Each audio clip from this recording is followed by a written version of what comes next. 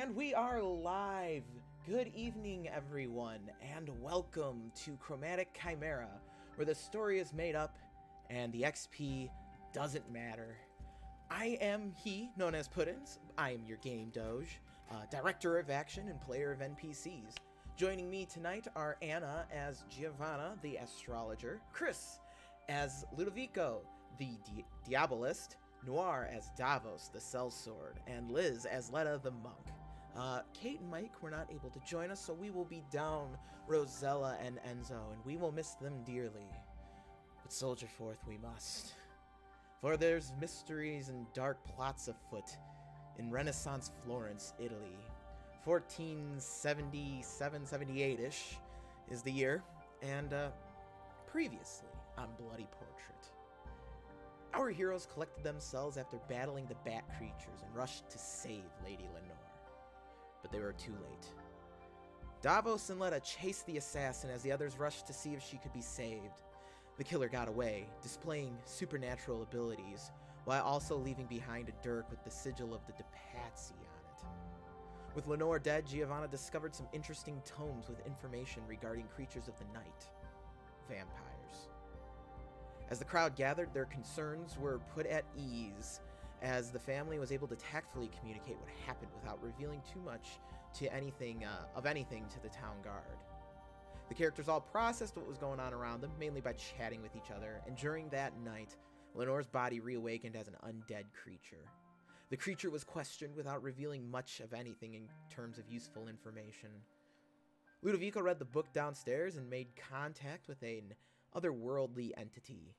Davos found a moon sword, and plans were drawn up to see the De Medici the next day, or perhaps make themselves officially members of the family, huh? So that's where we find ourselves, is the next day, or still that evening, but Enzo and Rosella have decided, like Kate was mentioning last episode, that affairs needed to be handled at the manor. A lot of paperwork needed to be done and things be handled. So it seems perhaps it would be better than going and seeking out clues, perhaps taking care of some of those errands or other things that need to be taken care of for yourselves. Spend some time to recover from the previous night's, I guess, dance in the moonlight. So this is where I turn it over to you. You are on the De Toro estate property. Now a safe space, now that Enzo and Rosella have kind of gotten the guards back into order, and you can feel at ease here and take time to rest, study, and hang out. I think that Giovanna would probably have asked Rosella to deal with the getting like a priest or somebody to figure out a way to bury Lenore and the other members of the household guard that were killed in the vampire assassin attack, because she knows Rosella would be able to find the kind of person that wouldn't ask too many questions. And that way they could just, appear to lay them to rest in a normal sort of fashion. But I think Giovanna just wants to go to sleep. It's been a long, long night. I know for sure that the guard captain would have been just after acquiring the moon sword, he would have doubled back for the guard captain. Guard captain's body, gave it a kiss on the forehead and then lit it on fire. Giving her like a warrior's goodbye, a pirate's goodbye. He may have tried to do the same with Lenore, but her body was probably more guarded. Probably a little bit. Yeah, so he just kind of shakes his head, and then he would have knocked out from all the drinking. But he would wake up pretty early to start drills the next morning, and also to go back to where he found his sword sober to All right. check out that area again. Yeah, well, we can play that bit out. That sounds interesting. That sounds like a lot of fun. Okay. Letta, Ludovico, you got anything you want to tend to, kind of in this next day period where everyone's kind of just recuperating right now? Sure. I would head back towards the Priory sometime within today or tomorrow um, to basically clean out the little apartment that I had there and collect better weapons and Yeah. things that I should have probably carried with me the entire time, but didn't think I was going to be fighting anyone. I was going to a noble's house. Yeah. Um, and then knowing how bad a shape Ludovico is in, potentially seeing if there was anyone at the Priory that would be able to assist with wounds. We'll get to that too. That sounds like a good time. Uh, Chris, anything for Ludovico that he wants to like kind of get to in this nice little period of downtime, where you're kind of getting away from the wildness of the previous evening? So Ludovico, I feel like, would love to get down to some weird stuff, but he pulled his groin out completely. Not Oof. pulled it out. And so he is in pain, and he's an old man. So he'll probably, if anything, shuffle around the castle. If at one point he sees Davos's sword, Yeah.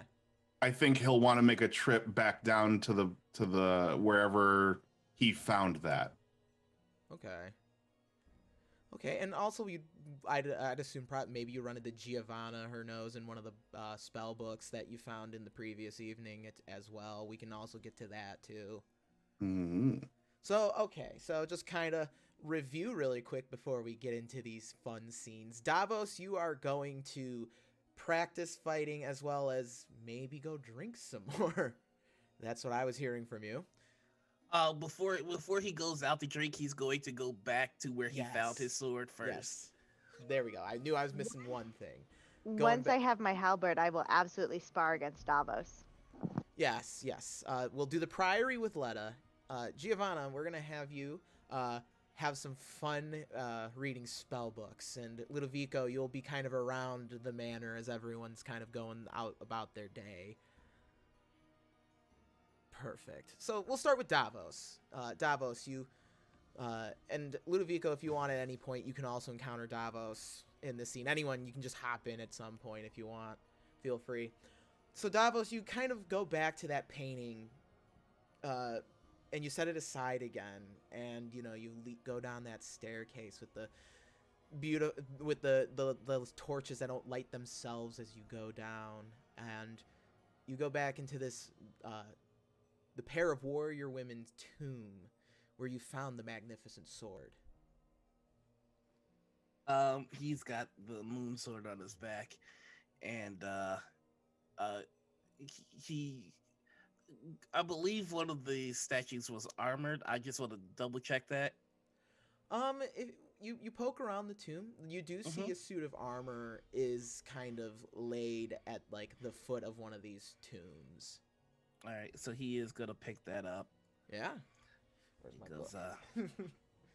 clearly I was more than a little bit wasted last night, ladies.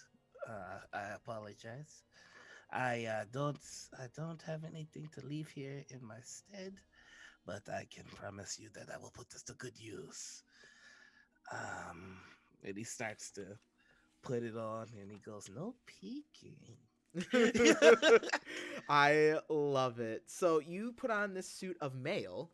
So it's like this, it's old like chainmail, and it's still surprisingly really good despite being like hundreds of years old. It's still like high quality, and it's incredible that it's of this quality. And then he reaches for the rapier that he put in the guard's hands, and he goes, I will bring you back something. I'll bring you back a gift, but I can never be too sure, you know?" And he puts that back on his waist, And he goes, Ophelia, I missed you. Puts it back. And he goes, I have to get used to walking around with so much more weight. Usually I'm so light. Like, he's talking to the statues. Usually I'm so light to lift, but this is heavy. I can make it work. And he's like just sliding back and forth. All right. Incredible. I go. I bid you. I do. And he goes back up the stairs, puts the painting right back where it belongs, takes out the sword, and then he's just practicing drills until somebody comes up on him. Just getting used to it. Ooh. Okay, so you just use the momentum. And you notice that the blade is surprisingly light despite its size. It's a Zweihander after all. It's a large sword. You're big, but you're light. And it almost like sings as you're swinging it through the air, as if it like is kind of flowing with you. And it's definitely like, as a duelist, you're a fan. You would like, it's a good sword. You want to do the violence, don't you? We need to come up with a name for you. Something beautiful but vicious. Something tempting but deadly. I shall call you Rosella.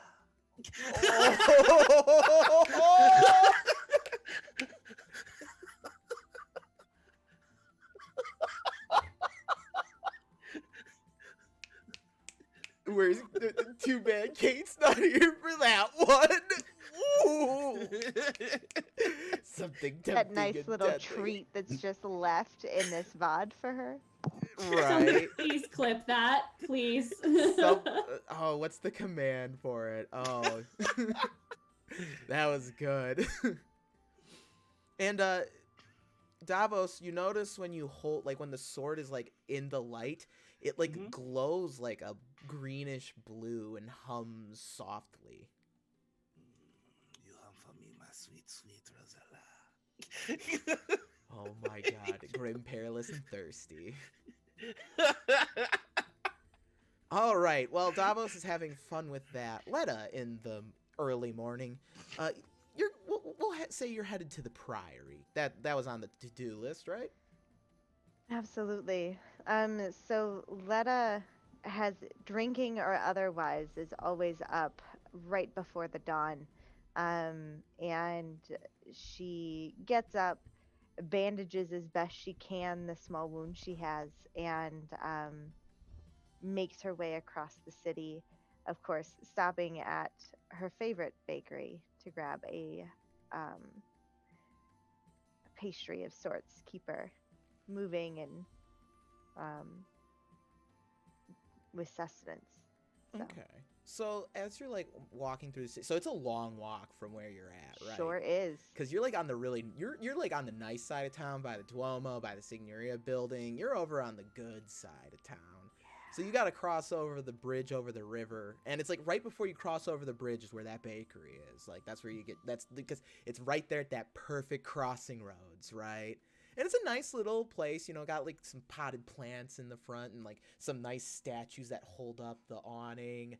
It's pretty cool to be there. And you stop there, and then you kind of start heading into the more seedy section of Florence, right? Like this is definitely where more peasants probably live. A lot of like group housing situations going on here. Quite a few scuzzy bars and taverns here. Definitely where the people go to gamble. So you pass this tavern named the Grasso Gatto. So you're down the road from this Grasso Gatto tavern is the quiet acreage that serves as the Shining Beacon Priory. The estate sits around, surrounded by buildings, brick walls protecting its borders from the wandering crowds in the streets. So when you go to enter, there's an iron gate, and like there's two monks behind the gate. They wear gray robes with these like red scarf sash things that kind of flow over like capes on the back, and have hoods. And they're just like, "Oh, Sister Letta, you have returned." Good to see you again. And they like once they recognize you, they open the gate, and Yeah, they're and go ahead. and I always have my patch or button on the inside of my jacket with Yeah. their little logo. And their logo is, and you see this. There's like a little brooch that they use to pin their sash, scarf, cape, hood things onto their robes. And it's like a burning, it's like a brazier full of like set up like a lighthouse almost, but not a lighthouse. And it's this shining beacon. That's their symbol. And you step into this sizable villa with an overgrown garden, serving as the central area of the priory. Two large stone buildings are placed comfortably within the walls with enough room to maneuver between them and even pray. Robed monks with the same red and gray get-up meander about the priory, either discussing in hushed whispers amongst themselves or tending to the priory grounds. As per usual, because of like the overgrown gardens you have here, a lot of crows are gathered above. You got a bunch of crows that moved into the steeple of the chapel that stands quietly on one of the sides of the villa, and there's the monastery on the other. And how long has it been since you last been to the priory? Yesterday morning. Okay, so the chapel, you notice today has been boarded up. That's kind of you haven't even been into. They haven't let you into the chapel even yet, so. And they're usually pretty secretive around it. Like, not even all the monks are allowed in there. So, like, this isn't anything. This wouldn't, like, be super bizarre to you, right? Like, this order's a little eccentric. And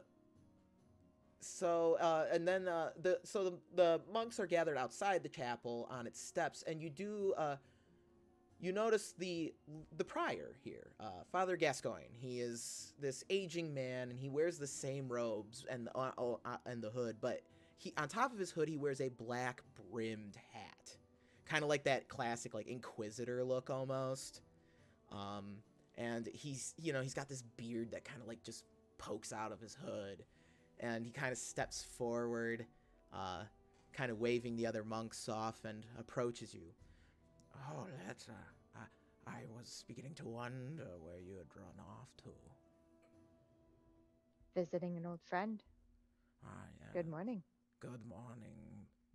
And he gives like a slight bow as he bids you good morning. And what work are we doing for the Lord today? What day of the week is it? Do we know? Do we care? Tell me, what day is it? I don't care. It's Thursday. Fuck it. Okay. Fuck it. It's Thursday. It's like it's like late summer, reaching into that autumn, kind of like similar to where we're at right now. Okay. Well, today is for chores and resting, and I'll kind of hold a hand to my ribs where I was slashed by the dirk. And he immediately like goes to move, but he's like not like super quick, but he like goes to move to like assist you. Oh, latter, your heart. What occurred last night? What rapscallions would dare attack one of ours? You remember the Lady Lenore? De Toro? Hmm. Yes, she's The been very same. Yeah, she's been to the priory quite a few times. I imagine so. Remembering her basement.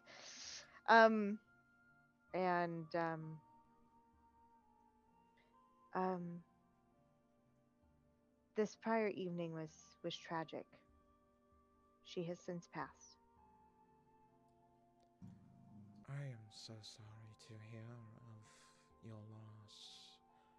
May God rest her soul, and may she find his mercy in the next life. May it be so. And what did she wish from you before she passed? That's a complication I haven't figured out yet. Complications. As you can see, and he kind of turns the gesture at the chapel, we're dealing with a complication of our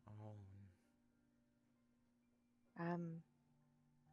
Hopefully you did not encounter the same resistance we did that I'm not sure I understand yet. What resistance did you meet at the Daytoro Manor? Um, Come, Letta. And he kind of like pulls you into like an alley between the monastery and the wall between the priory and the street. So it's like kind of away, and you're like kind of tucked behind a tree and everything. and I'm gonna look up because it's just a habit. Mm-hmm. There's not anything like on the roof. No, just the crows, the Okay. crows that kind of like stick around here because they like to hang out in the steeple. Gotcha. Okay. Well, I've read about monsters. Is this the right word? Yes.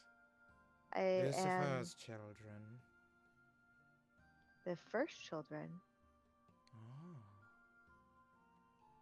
So you encounter children of the night, yes? I don't think there's any better word for them. Bat faces, cloaks that defy science, um, susceptible to holy relics. Of course. Creatures of the night and fiends are all weak to God's power, for everything bows before God. Is that not correct?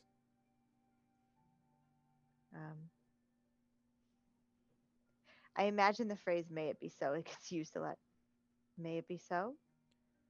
And these creatures you speak of, I have read of them in books in the past. They're definitely Lucifer's children and do his bidding. No. Perhaps it's not science we need to be researching, but magic. That's the same conclusion we had come to as well. Did you have the same visitors? We had visitors last night, yes. Be not concerned, though, for the Lord protects his flock.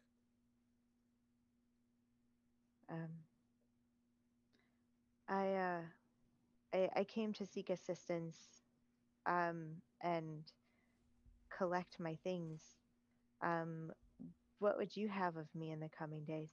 And he kind of begins pulling you like out of the alley back onto a walkway, hand on the back.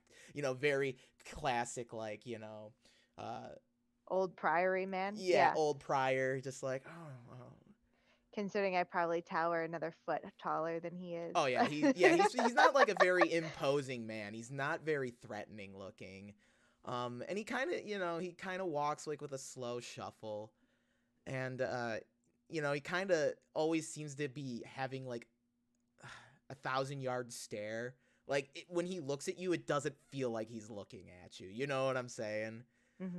Like most people would find him uncomfortable, like with that 1,000-yard stare, but I would assume you're used to this guy. You know what? And I'll just always keep him on my right side where I can't quite see where he's staring, so it Yeah. doesn't matter. So you're gathering your things, Letta? I will be. I always hope there's a space for me here, but There always is for a devout servant of the Lord. thank you. I hope to remain such. And you said you needed help. How may my priory be of service? I've been lucky so far in my travels that I've not needed major medical service. And she'll wince just a little bit.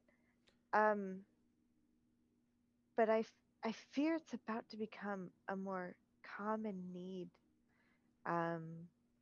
for me, and I don't know if they're new allegiances yet, but definitely companions that I wish to keep alive. Yes.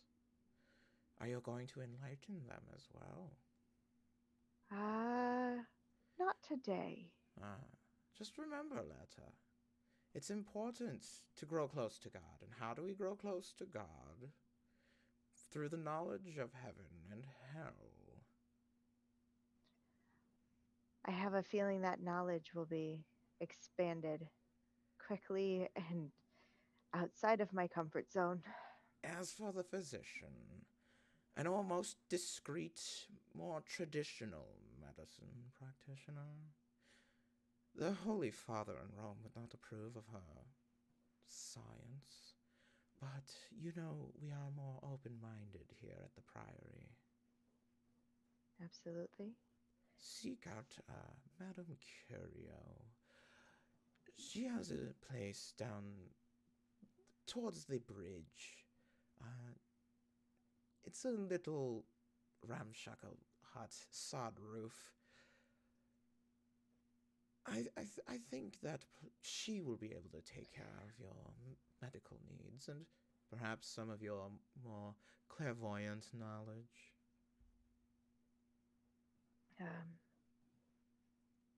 And would she be opposed to visitors outside of our allegiances? As long as you do not sell her out to the church, she will I provide don't you think with that'll be a problem with these. more open-minded folks like you. Well, Letta, I must bid you adieu, for there is much work to be done, but it was good to see you, and your friends, they seem open-minded. You should bring them to the Priory sometime. I'd love to pick their brains. I'll bring it as an invitation of my late husband. Ah, yes, and may The God... less they know, the better so far. Yes, and may God rest your dearly departed husband's soul. And Lenore's as well. I'll make sure to say a few prayers for them both. Prayers are always appreciated in this world. Oh, yes. It's just a matter of who you pray to, isn't that right? As he's like walking away and saying goodbye. So Letta, you'll gather your things and be on your way out. Giovanna, Ludovico, is there anything you kind of want, like any scenes you want to have and do before we kind of just go around and do more musical chairs scene thing, I guess? Ludovico will be wandering about the castle, just kind of like shuffling, holding the book closely to him. Okay. He's going to look for a new comfortable spot to sit and read outside of a cold, wet dungeon. So you're in the room that Davos is having his little dueling practice with the newfound sword that he discovered last night. And you being a practitioner of the arcane arts are able to know a magical artifact when you see one. Hold fast there, Davos. Where did you find such an artifact as this? You mean Rosella? You should be the one to know. You are the one that introduced us to your book friend. He told me to look into the moonlight, and the moonlight introduced me to a far more agreeable Rosella. he just like he's like brandishing the blade, like voila. It is beautiful, friend. May I? Be careful, it is sharp. I'd like to inspect this a lot closer. Oh yeah, you certainly can. Just 1 second here. How would you like to inspect it? I'd like to try to discern what this is made of. Sure. Okay, okay. Let me get my skill list up here. You see, it looks as though it is so much heavier than it is, but it is actually really light. Do you have alchemy, my guy? I do have alchemy. Yeah, go for that. And, you know what? Give me a +10. Make it a routine check for me.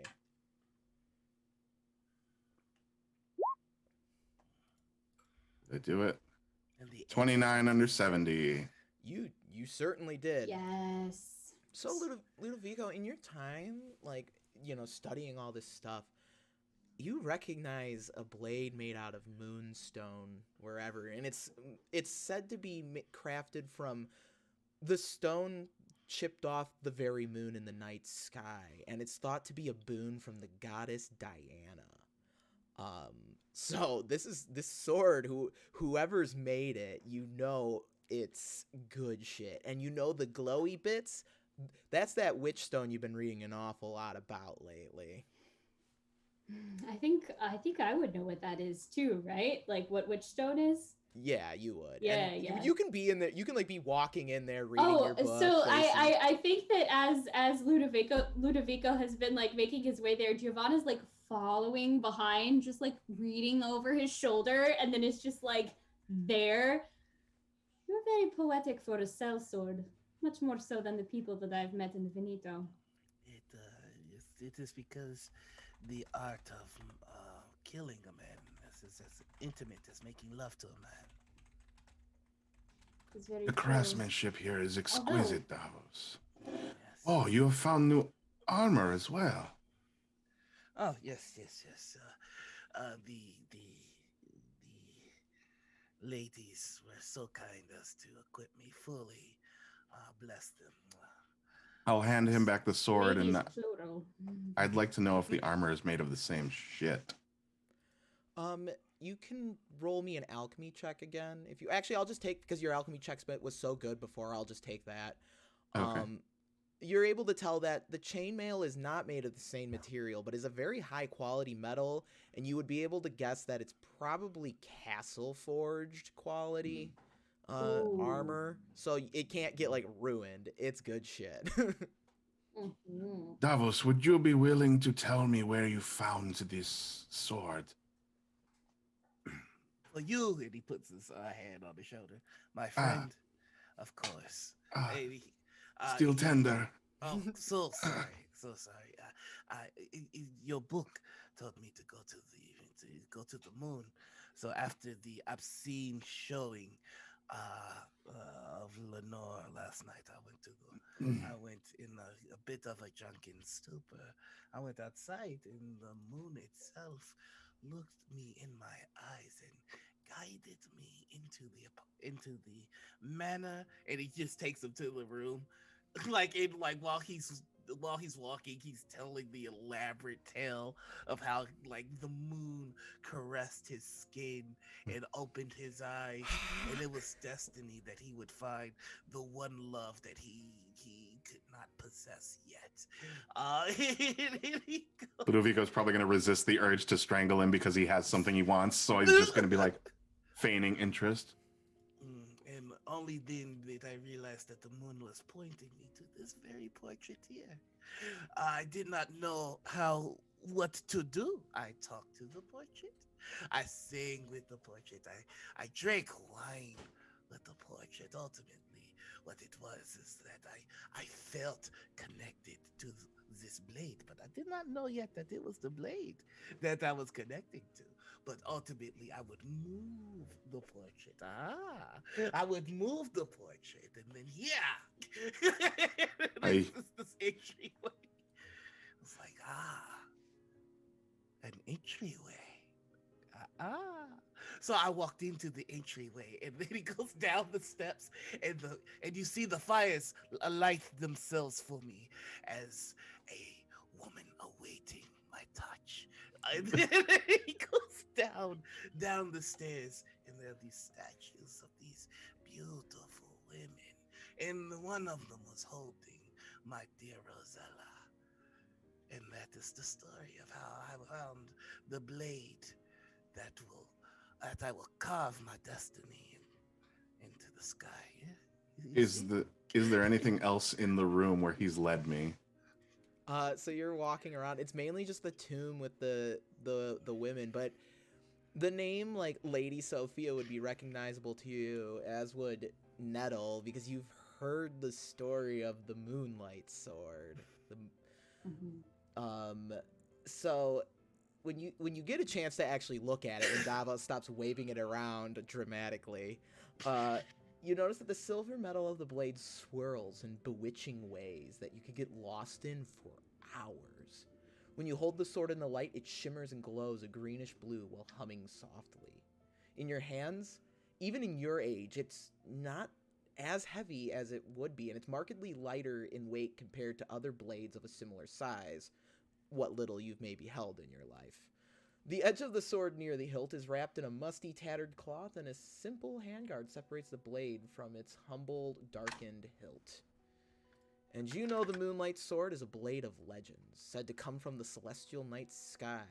It is thought to have been gifted to the warrior Saint Caliban by the goddess Diana herself so that he may hunt the creatures of the night. The sword found itself in his granddaughter's hand, Nettle the Swiftfoot, squire and successor of Lady Sophia.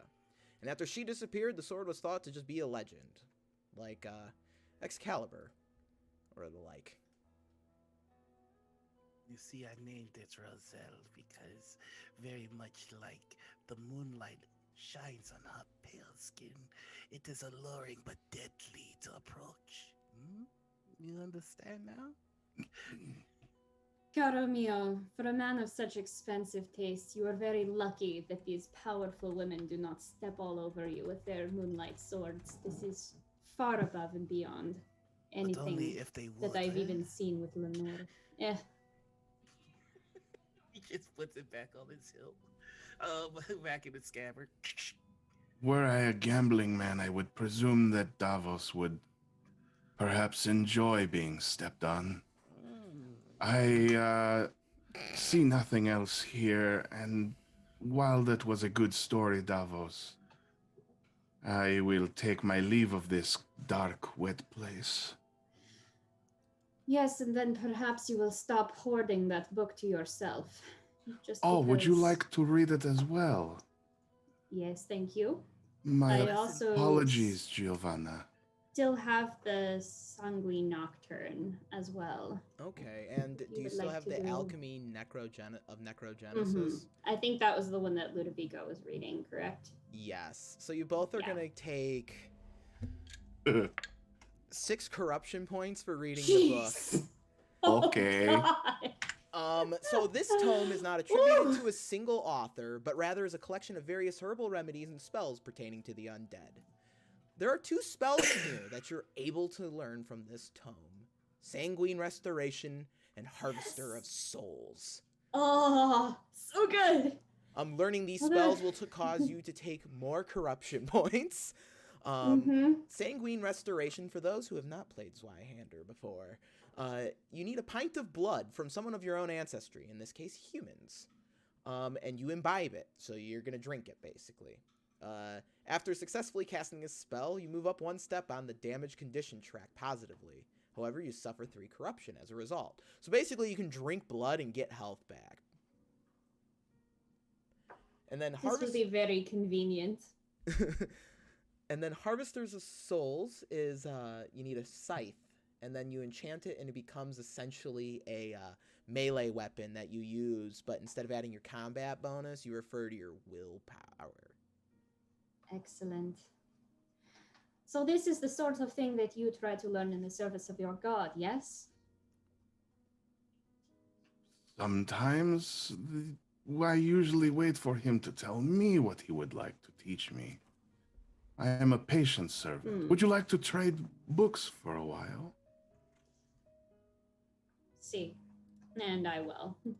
Ah, It just seems but to me first- that you must promise me that you will bring me this book back, Giovanna. It is important to me. we are familiar, no? I will bring it back. Promise? I do not. I promise. Pinky swear?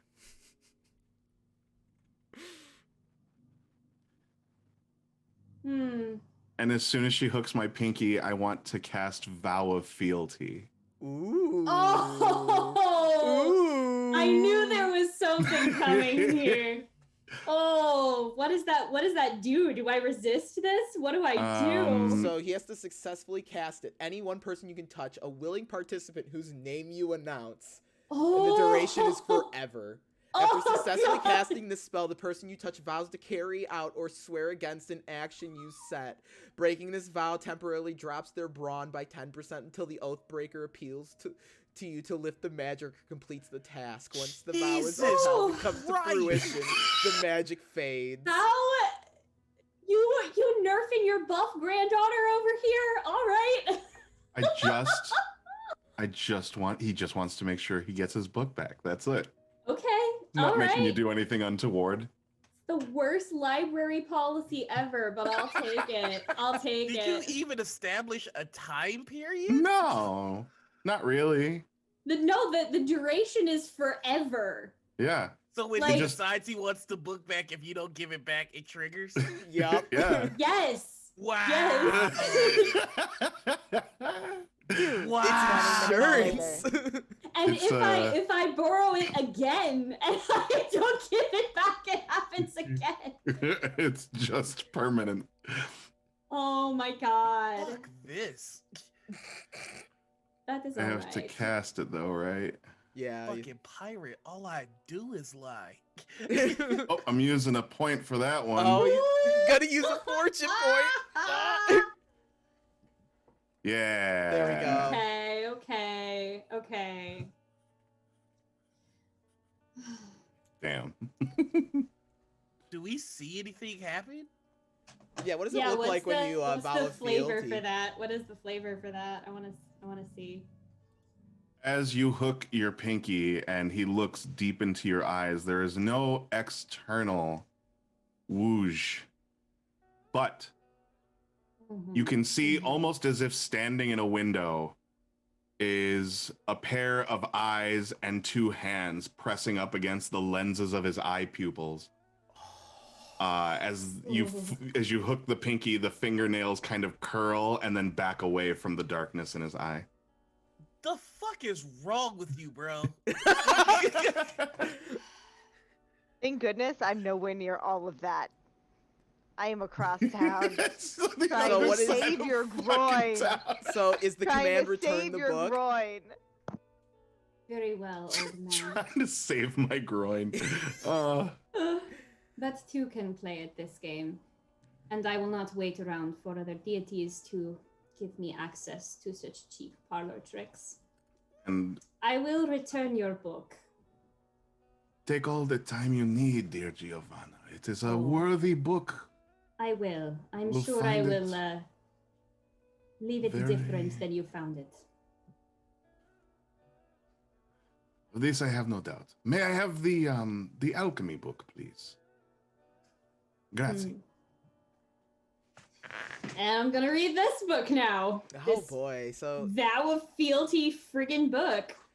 remember, learning spells takes a lot longer than just I read the spell. Yeah. There's a whole process. I want to read it so I have time to learn it later. Let's put Yeah. it this way. But I would like to go read it privately. Yeah, oh, I was this just letting time both you without. cast. Okay. I was just letting you casters know, like, you're gonna have to like set time aside to learn it. Yeah, it's gonna take like hours, right? Mm-hmm. Yeah. So when you open the book, you know, the sigils on it glow and everything, and you're now gonna also take another corruption point for reading this book. And you turn to the the page kind of guides your hand, the pages, and one of them becomes comprehensible as the text lights up this sickly green glow, kind of illuminating the study around you. And you hear a voice from beyond. Ah, yes. More fresh blood. Oh, hello again. The same one that they spoke to through this old man. Yes. We work in concert with the old man. But flesh isn't forever. Indeed, it is not. However, neither is youth. Neither is youth, but servants aren't permanent. Our influence only grows if we bring more into our fold. And we give those devout and loyal knowledge of the stars, and most loyal and virtuous familiars.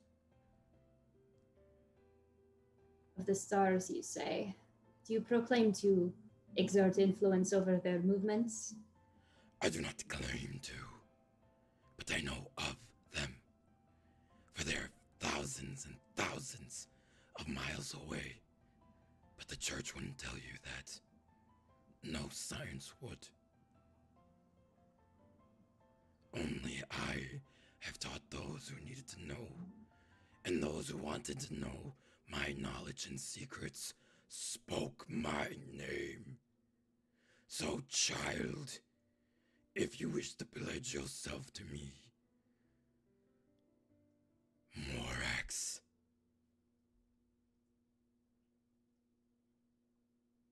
And the book stops glowing. It like shuts itself, and the eyes are glowing on the embossed bull skull on it, and they just kind of slowly fade away. And the book, like it straps itself closed and everything.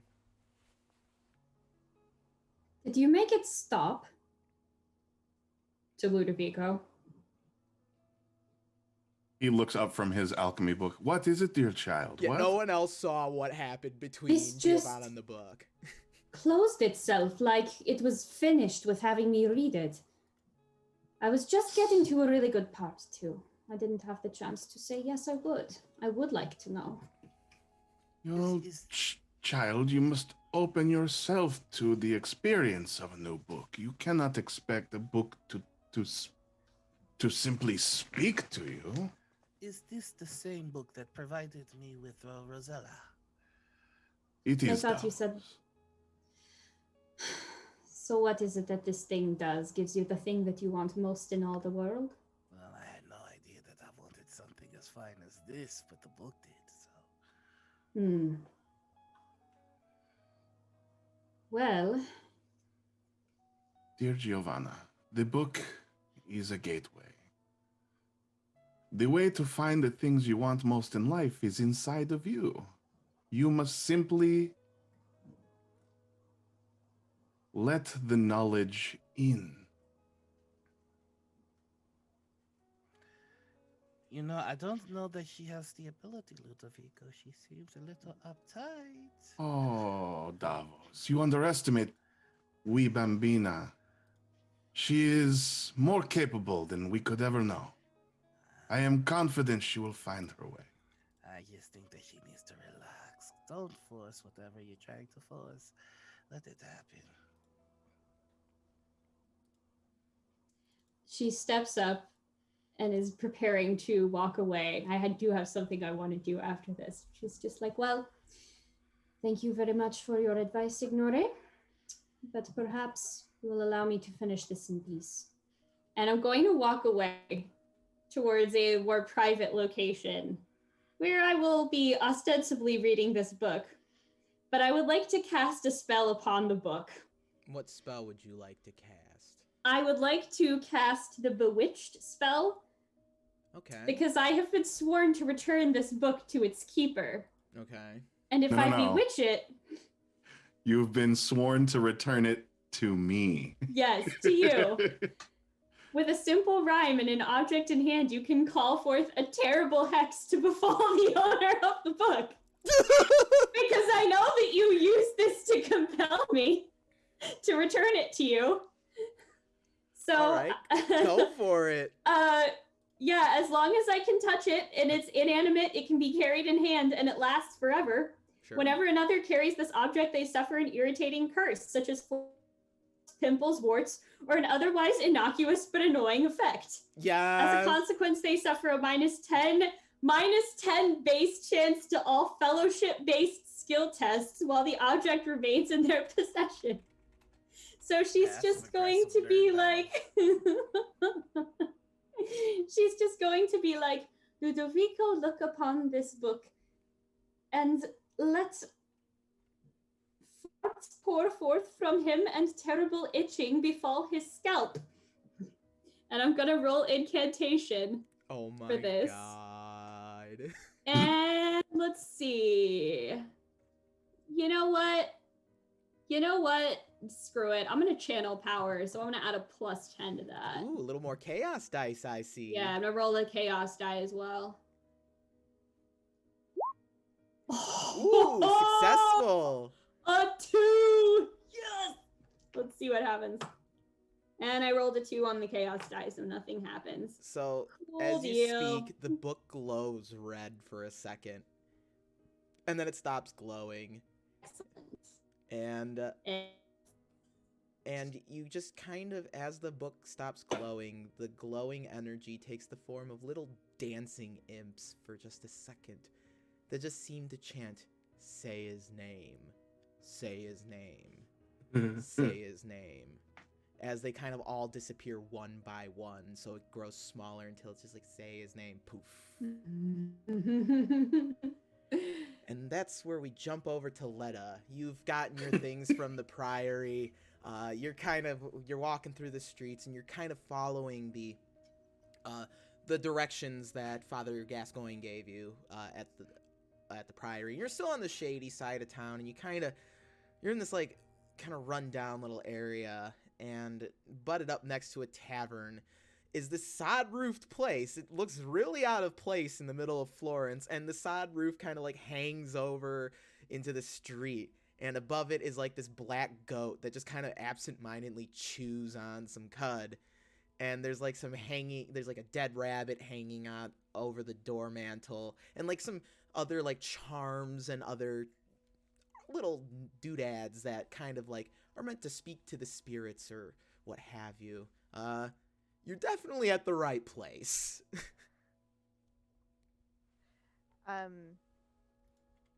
Assuming that this door has a knocker, I will dip my head down and the halberd that I have on a strap across my back now. Kind of make sure that it's not going to cut the edge of the sod as I dip down and take a knuckle to the door. So and you just hear from behind there, "Just a few moments, please." And you hear some shuffling and some clattering from inside, and from behind the door opens this rather simply, plainly dressed woman. She wears kind of like this brown dress with a white apron around it, and she kind of wears a scarf over her head, and she's this older looking woman. She definitely looked like she's like around the Ludovico years. She's venerable. She's seen some things. The many seasons are imprinted into her skin, and she has these she has this her eyes, they're not the irises aren't filled in, much like what happens with blind people, but she kind of carries around a stick and gets around, and she kind of like pokes you a little bit with it. "Ah, yes, well, hello, I am Madame Curio. I am apothecary extraordinaire, and who am I to be?" Nice to meet you. Name is Letta Baldamanetti. "Ah, yes, Letta. I was expecting you. Come in. Expecting me? Yes, come in. And she kind of like turns around and is like kind of smacking you a little bit with her cane to like get you inside. Be parrying it with the with the staff that I still carry, because I use it as a walking stick when I've got my. So long gray hair kind of like flows behind her as she shuffles. She's much shorter than you are. You know, she's shuffling across the shop, and she's actually pretty like in Spry. Spry for her age. And she's kind of like messing around with some things, and so it brings you in. I was only expecting you. I don't know everything, child. Out with it. And I'll keep her always on the left side where my good eye is. Mm-hmm. So like nothing's happening behind me that I can't see, hopefully. The prior told me to seek you out and ask for your assistance. And I will pull open my jacket and pull up the edge of my shirt so she can see the wound on my ribs. Yes. It's And been she's a like, bit. she kind of has to like reach out and touch it a little bit, because she can't see yet. So she kind of pats it, and she actually smells her hand after touching your injury. It's weird. Yes, bad injury. Inflicted by steel, perhaps? Not the worst, but it was high grade steel, so it's been washed. Hopefully it won't fester. Well, for a coin, for a gold piece, I'll tell you a more interesting thing about steel. Yes, indeed. I don't think I actually have a gold piece on me. Um,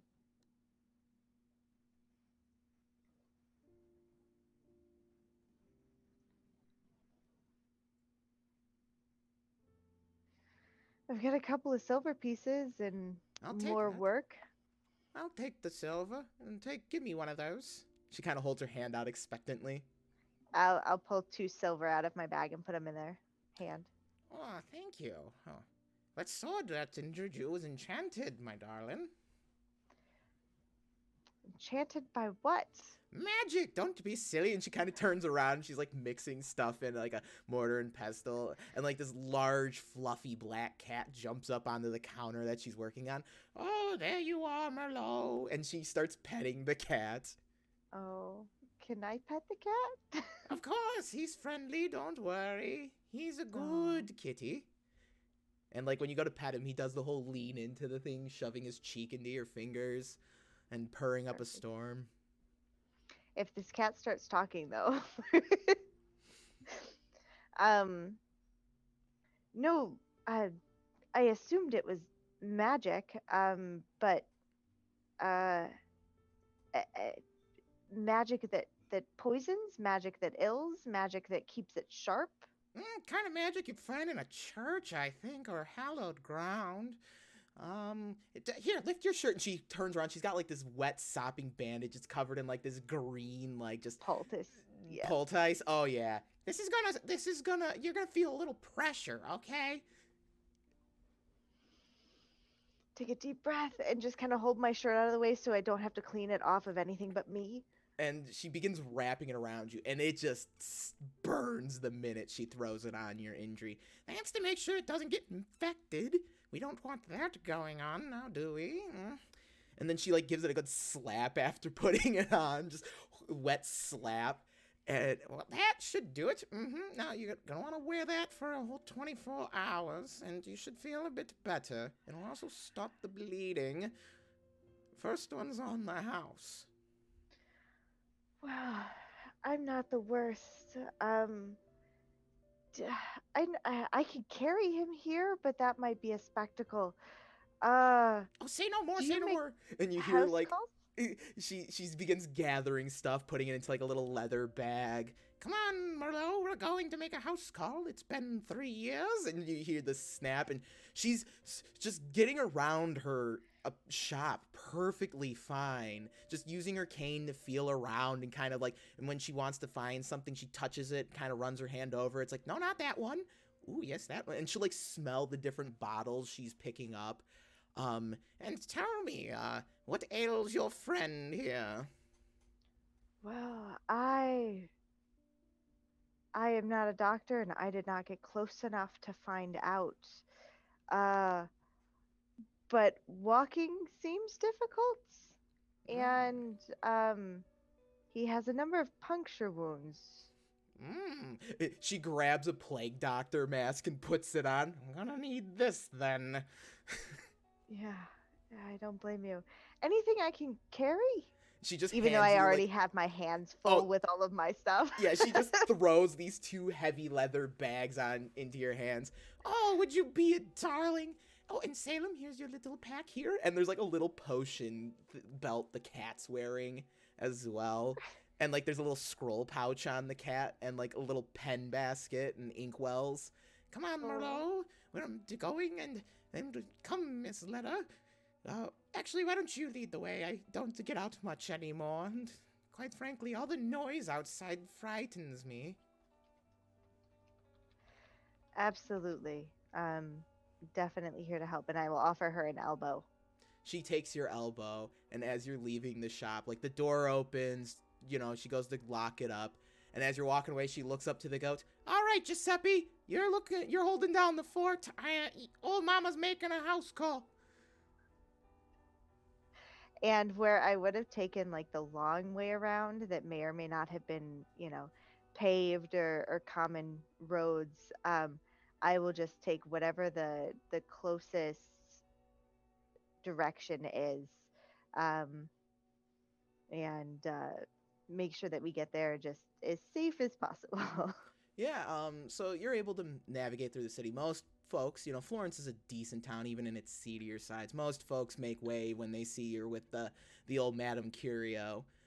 She kind of shuffles along next to you, stops to take a break once in a while, and Merlot kind of just like follows between your legs. He almost trips you up a few times. Um, and it takes quite a bit. As you're going, we're gonna jump back to the house unless you have one more thing. Just so once the cat tries to trip me once or twice, I'll kind of look at it frustrated. Well, if you're gonna just do that, you might as well just come up here. And And I'll point to my shoulder. the cat jumps up onto the bags and then onto the shoulders, and then as we're about to go to the house, Madame Curio says, "Oh, I remember to bring my cards. I could even do a fortune telling. Ooh." And that's when we cut back to the house scene. Davos, did you want to go to the bars? Or are you gonna stick around here with the nerds? Davos is after watching the nerds be real weird about a book. He's gonna take his leave because everybody's just aggressively reading, and that's not his scene. So he's gonna make his way to the nearest bar. I'd actually like to. I think this is a rumor check to see which bar is the most hopping and like seedy. I'm looking for like places where fights and shit start. Okay, yeah, give me a rumor check. Rumor has it. Okay. Like the cat tavern that I just walked past? Yeah, 57 out of 50. I'm not gonna waste a fake point on that. I'm just going to just kind of walk around lost for a little bit, trying to just excuse me, do you know where I can find a bar where only the toughest, most skilled warriors feel comfortable getting a drink? Like he's just going around. So you asking a few people, and a lot of them are just kind of like, yeah, local bar number 1, just like, and those probably aren't the tough places, but you do stop someone who's like got a sword at his side eventually, and he turns around and he's this gruff looking fella. He looks like a thug, kind of hired mercenary type that many of the nobles employ around Florence. Yeah. And you recognize him. It's Marcus. You've ran into him a few times. Marcus. And he's definitely run some pirate runs and some ship runs and smuggle runs with you. Oh, good day, Davos. It's good to see you again. Marcus, good to see that no one has taken your head just yet. Not yet. Only had they be taken, and he kind of gives like a knowing look down towards his, the region that Ludovico is injured. Every day it stays on our shoulders, our waist is a good day, I say. So, and he's got like this wonderful like green coat cloaked over his shoulders. He's definitely got that Captain Morgan look going. That is nice. You'll see, you're always a man of style. Whether it be clothing or decapitations, you always had a way of making it your own. Oh, Davos, oh please. You were always the better sword fighter, though. I just had the brute strength going for me. If I could pop a man's head with just my hands, I wouldn't bother with swords. Hey, remember when we beat the living bejesus out of those Normans back in Sicily? Remember, they were like, oh god, we were like, we'll wait. And they were like, really? We're like, no. We went right back. Right. Oh god, Davos, I've missed you. Good time. I was about to go grab a pint. You want to head down to the Casa Gato with me? Maybe we could catch a fight. I would absolutely love to. I need to know more about what you've been up to, friend. Yes, and I just... rumor on the street has it you were back at the De Toro place. And he's like, you're walking through the streets as he's having this conversation with you. Yeah, he's just walking. Yes, I was there. I've met some really, really interesting people, and I have set my eyes on the most beautiful, curvy person I've ever met in my entire life. You would be drunk at the sight of her. It is a beauty unlike anything ever beheld by man. Oh, so And you're he saying... unsheathes his sword. Let me show you Rosella. Oh, Davos, I thought you had me worried that you settled down for a woman and the wife thing. Oh, no, you almost no, gave me a no, heart no. attack there, friend. No, That is no, not one just yet. beautiful sword, mate. Not today, my friend. Maybe tomorrow, but not today. So, Marcus is kind of catching you up a little bit as you're making your way to the bar. So look, Davos, I've been running with this Turkish corsair lately. Oh, We've the made some Turks, big they know how to hauls. drink. Yes. Yeah, they do know how to drink, and they know how to party, let me tell you. Ah,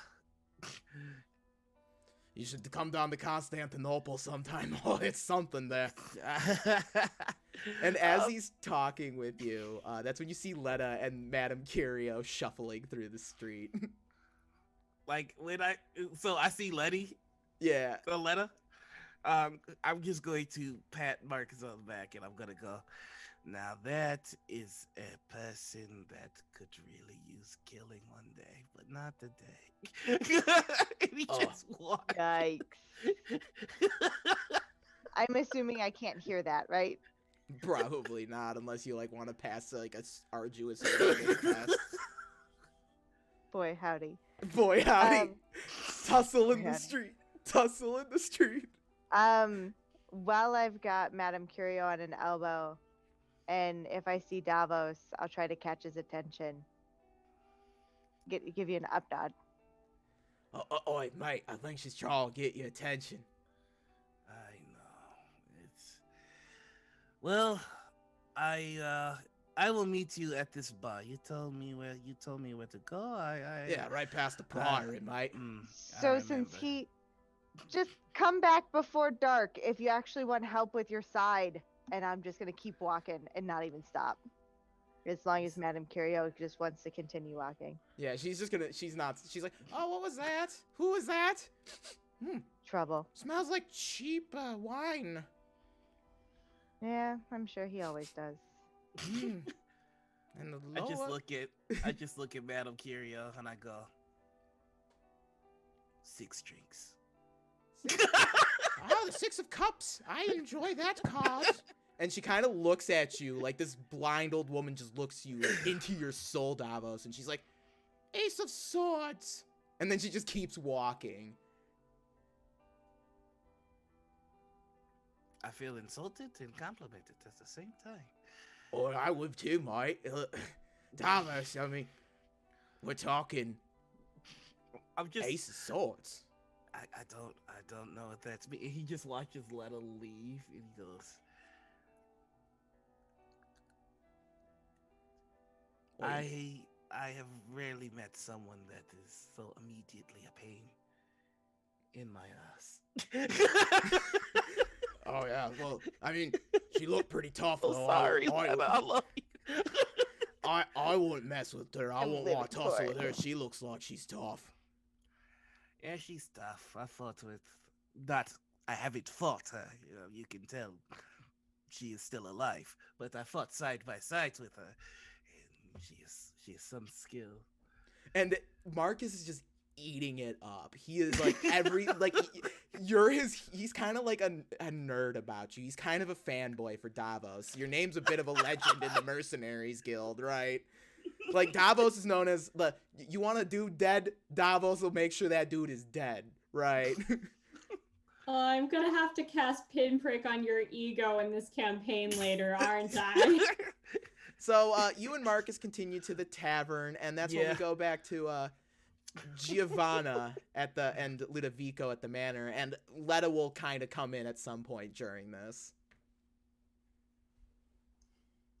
So, about how long would it take me to learn a new spell? So I reviewed this in the book like 2 weeks ago. Mm-hmm. It's in the grimoire section. I know that much. Yes. Yes. All right. Oh, too far. Okay, no, that's like the special magic rituals. Yeah, so I have to have the spell that I don't know. I have to record it. It takes an hour for a petty magic spell to be recorded. Would I have time to at least record these? Oh no, you can't study multiple spells at once, so I have to pick one. Yeah, you have to pick one and stick with it until.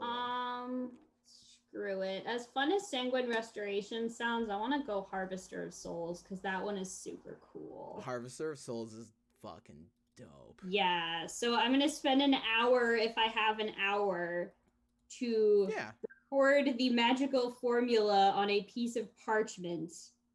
Then it says before practicing it, you need to require reagents necessary to cast it.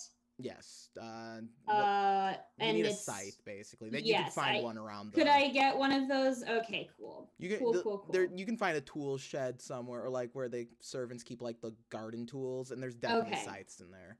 Okay, and then I have to spend a day in ceremony practicing it. So I probably won't have time to do that now, but I have it written down, and at some point I would like a day to practice waving this scythe around and harvesting some souls.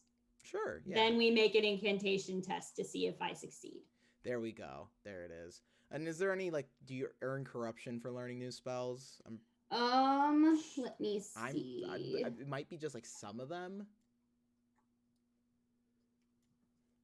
I just do it because you're not supposed to be reading that. Like, learning magic in this setting is like breaking the brain, right? Yeah, it doesn't say that I would take corruption for that as far as I can see, but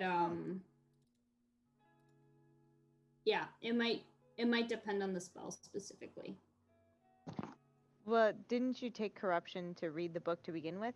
Yes, I did. All right. Yeah, so you're kind of working away. So I don't know if you had other corruption added to that, but I don't see anything in the rulebook that says that.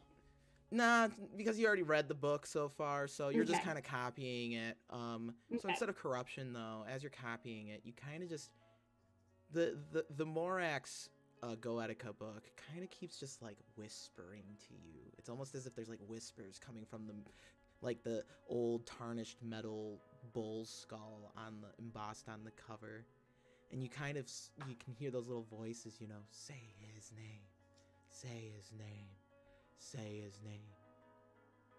I think she tries to just like push past it until the point where she's like, dotting the last I, crossing the last T of the thing, and then she's like, all right, I'll say it. Morax. And that's when the book just those pages begin like flurling and twirling about. You're gonna take 2 more corruption at this moment. Yeah, bring it. and this like kind of like skeletal minotaur spirit forms above the open book in front of you, and it's ghostly and ghastly. It's like dripping this ectoplasm from the jawless skull, and like eyes begin forming in the holes of the skull, and then like veins and just tendrils kind of drip below the skull, and it's all sounds fleshy and moist, and it's a very unpleasant appearance. Ah, yes. Welcome to the fold, Giovanna. And you are the one that has promised to offer me knowledge of the workings of the stars, the astral sea, the etheric winds, yes? It is I, Morax. Yes. Good. Then I'm in the right place. Now, I believe it is customary for the students to offer the patron something of value. What is it that you would like in exchange for this? Blood. Blood for the blood god. Sorry. Whose blood? Anyone's. What kind? Christian.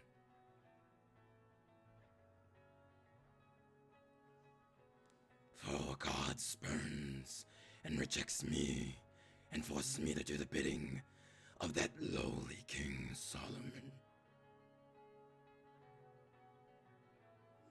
But not anymore. Does this need to belong to a human being?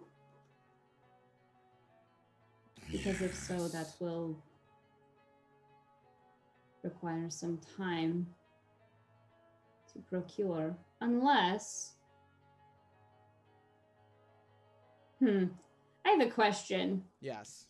Based off of what Giovanna knows, does she think it would be a good idea to just, like, poke her own thumb and give this thing some of her blood, or is she just like, no, that's a terrible idea, that's a bad idea? Like, what would I know about this? The Faustian thing would be to poke yourself with the prick and sign your name somewhere in blood. Okay. Right. So that's what she would do.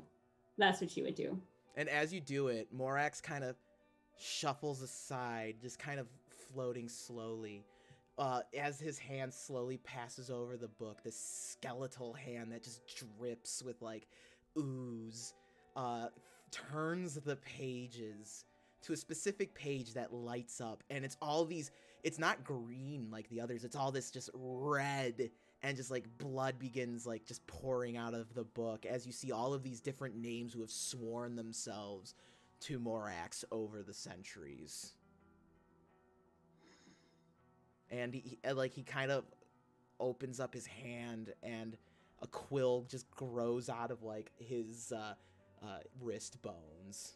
Oh, that's so cool. She's gonna take one of the little needles that she carries around for pinprick and just push it into, like, the meat of the thumb until a little drop of blood wells up. Squeeze it a little bit and then dip the quill in like it's a little ink pot before she signs her name in the book. Right before the pen hits paper, the Minotaur leans down really close where it's, like, looming over your back, dripping on you. And it's, like, glowing this sickly green, this ooze he's dripping on you from, like, the tendrils hanging out from, like, the top of his skull. Like, the like, where his jaw would supposed to be. And you can just feel them, like, kind of rub on your shoulders slightly, as if it's like someone caressing you slightly with their hand. You know you forfeit the bountiful plains of Elysium when you sign your name. Is that a price you are willing to pay for the secrets of the stars? For the knowledge that you offer, yes. And knowledge is more important than enjoying oneself in this life or the next. Indeed. For we are eternal. We are forever. And your soul will never stop learning knowledge. Was it not the tree of knowledge that Adam and Eve ate of when they committed the first sin? Then eat the fruit of this tree, Giovanna. And, like, as you sign, like, this fruit tree begins, like, growing just out, like, out the window. You look, this fruit tree is just growing in the garden out of nowhere. She's gonna... Okay, go for it. I was just gonna say she's gonna walk over to the window and try and... What is it? Like, what... Does it look like it's a normal... just tree, or what is it? Yeah, it's like an apple tree, like classic apple tree. This beautiful apple tree is just, like, lush and full of apples. They're already dropping on the ground and everything. These, like, deep red, almost violet apples are on this tree. Ooh. Yeah. She's gonna eat one of those. So you're gonna... Like, she's heard this story before. She knows how this story goes. So you bite into one of the apples and you take another 6 corruption. Congrats. Okay, so if I go over 10 corruption, doesn't something happen? Oh yeah, I think you get like a chaos mutation, don't you? Or is that later? Because I'm at 15 total corruption for this session right now, and this is not a rule I thought I was gonna have to look up, but we're doing it now. You know Give what? her a wart. You know Give what? her I a might wart. I was just gonna say maybe like you just take like you know, you take another chaos rank. Another chaos rank, okay. Yeah, just okay. for now because I don't want to like have to. Okay, keep... I'll here we double go, check found it later. But... Found it. Okay, cool. Oh yeah, you take on yeah, you might take on like a mutation over here. That's what we might have. Ooh, yes. Let's do it. I think that means that I also so like after suffering 10 or more corruption from blah blah blah. Okay, so you have to be affected by those though. So, we'll get you something. Okay, cool. So okay, actually, all right, we're going to give you yeah, that's what we're going to do. We're going to give you Mana Junkie. Okay, what does this do? So, basically, while you're at ignore 2 or 3 ranks on the peril condition track, you must channel power with each magic spell that you cast at least one step. Oh, yes. Okay. And then at any time, you may flip the results to succeed an incantation test. Each time you take advantage of this, you gain 6 corruption.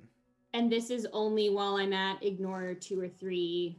No, that's at any time you flip the results to succeed. Oh, cool. Okay. So, yeah, well, I call it I prefer GM Irene's Spiral of Stress name of it. This is definitely a type of like, it's like basically like you have an addiction to magic, right? Like the powers of magic. That's what she wants, though. I mean, yeah, she basically just wants to be a conduit of this stuff. So Giovanna's having a great old time with this. So I imagine like there's this growing sense of like just desire for magic and knowledge as you eat the fruit and you look down. It's like kind of glowing a little bit. It's glowing like a soft green, and it is a delicious apple. It is the best damn apple you've ever eaten. And when you look back after eating the apple, that like avatar of Morax is gone.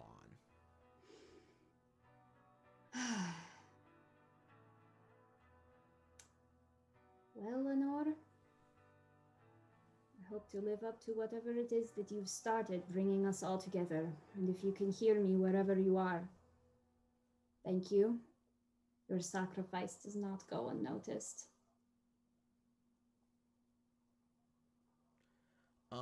All right. So, Ludovico, did you want to do anything before Letta arrives back with Madame Curio? Yes. When we want to learn a new spell, do we choose what spell that is, or do we have to discover the spell? You have the book with the spells in them, so you can learn those as long as you have access to those spells. I will then take this book. Wait, is that the book that I has, the alchemy book? Is that the one Alchemy Necrogenesis. The Morax book has the binding familiar spell, but you need the Witch Stone for that. Yeah, so for now, I'm going to take this alchemy book up to the alchemy lab. Okay. And I've realized that the bottles of silver nitrate that I have, how many did you give me? 6? 8? Something like that? Yeah. Those aren't going to last me very long. No. So before going to the alchemy lab, Ludovico will head to the kitchen, because a castle like this has to have silverware. Yeah, it does. And it's probably going to be actual silverware. You know what? Fuck it. It is. And he'll get all of it. Just all of it. And he'll get it in like a pouch. And he's going to bring it on up to the alchemy lab. And he's going to throw all of it into a pot and melt it. Okay, I like where this is going. I'm going to try to melt all the silver down. He's going to throw the silver nitrate in there to get a nice brew going. Okay. And he's going to make as many small silver needles as he can make. I would imagine that's a lot. Yeah, it's probably going to be a bit, but that's good because I don't want to have to keep Oh my track god, are of you silver making needles. a magical shrapnel bomb? Like a silver shrapnel bomb? No, nothing's. I was pretty useless in the last fight. So what he's going to look to do is he's going to try to learn how to cast magic missile. And one of the reagents for that is that he needs silver needles that is expended every time the spell is cast. Yeah, we'll say you're able to find magic missile in the alchemy book. It's kind of like in an addendum where it's like, how do you not know that? Like, you need to know this spell if you want to be like a combatant mage. Yeah, and he's never been that. He's always been the person who makes people do things for the Carlones. He's always been the person who reinforces the enforcers. He's there to make sure that things happen without lifting his own hands to do dirty work. So now it's come time where he might need to defend himself. Now that his ass is falling out, he'll need to defend himself, and so he's going to try to make as much reagent as he can so that he can learn the spell practice and still have enough left over. We'll say you'll have plenty of reagent once you learn the spell to just not worry about it. Thick. But yeah, you're able to begin copying the spell, take the hour to do that, and all that good stuff. Forking great. And it's during this time when Letta arrives with Madame Curio, and as you bring her in, she's like, "Oh, nice place." Yeah, it's better now that it's been cleaned up, and I'm assuming that bodies have been cleared, blood has been picked up, sand has been repoured and put back between the pavers. Have a bat problem lately? I can smell them. Well, do you know how to get rid of them?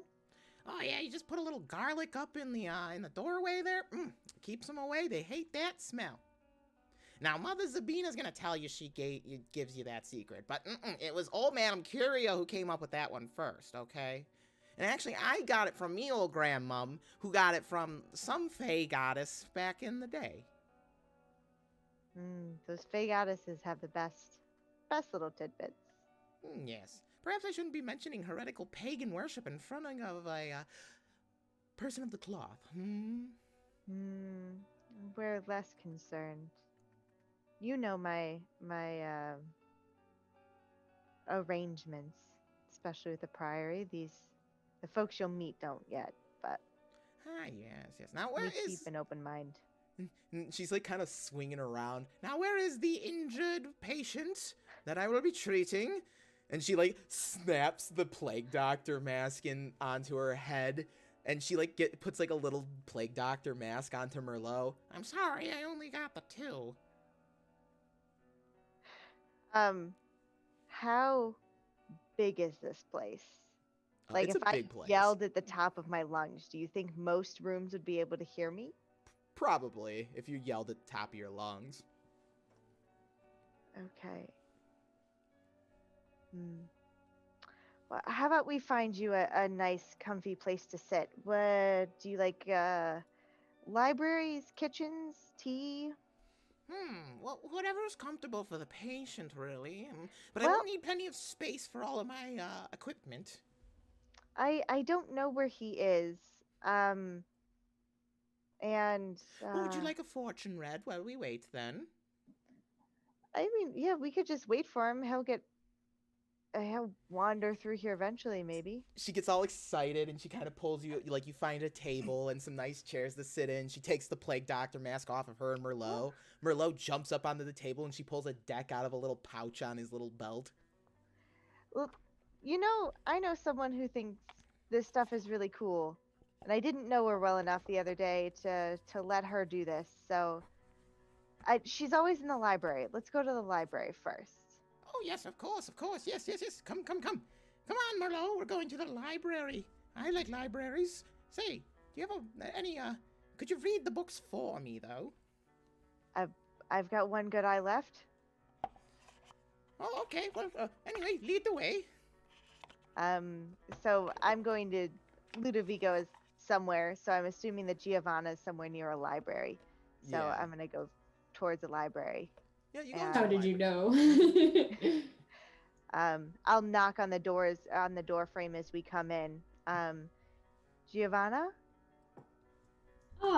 And she just like looks up she's basically like lying on a bunch of cushions on like a window seat, reading something that isn't magical for once.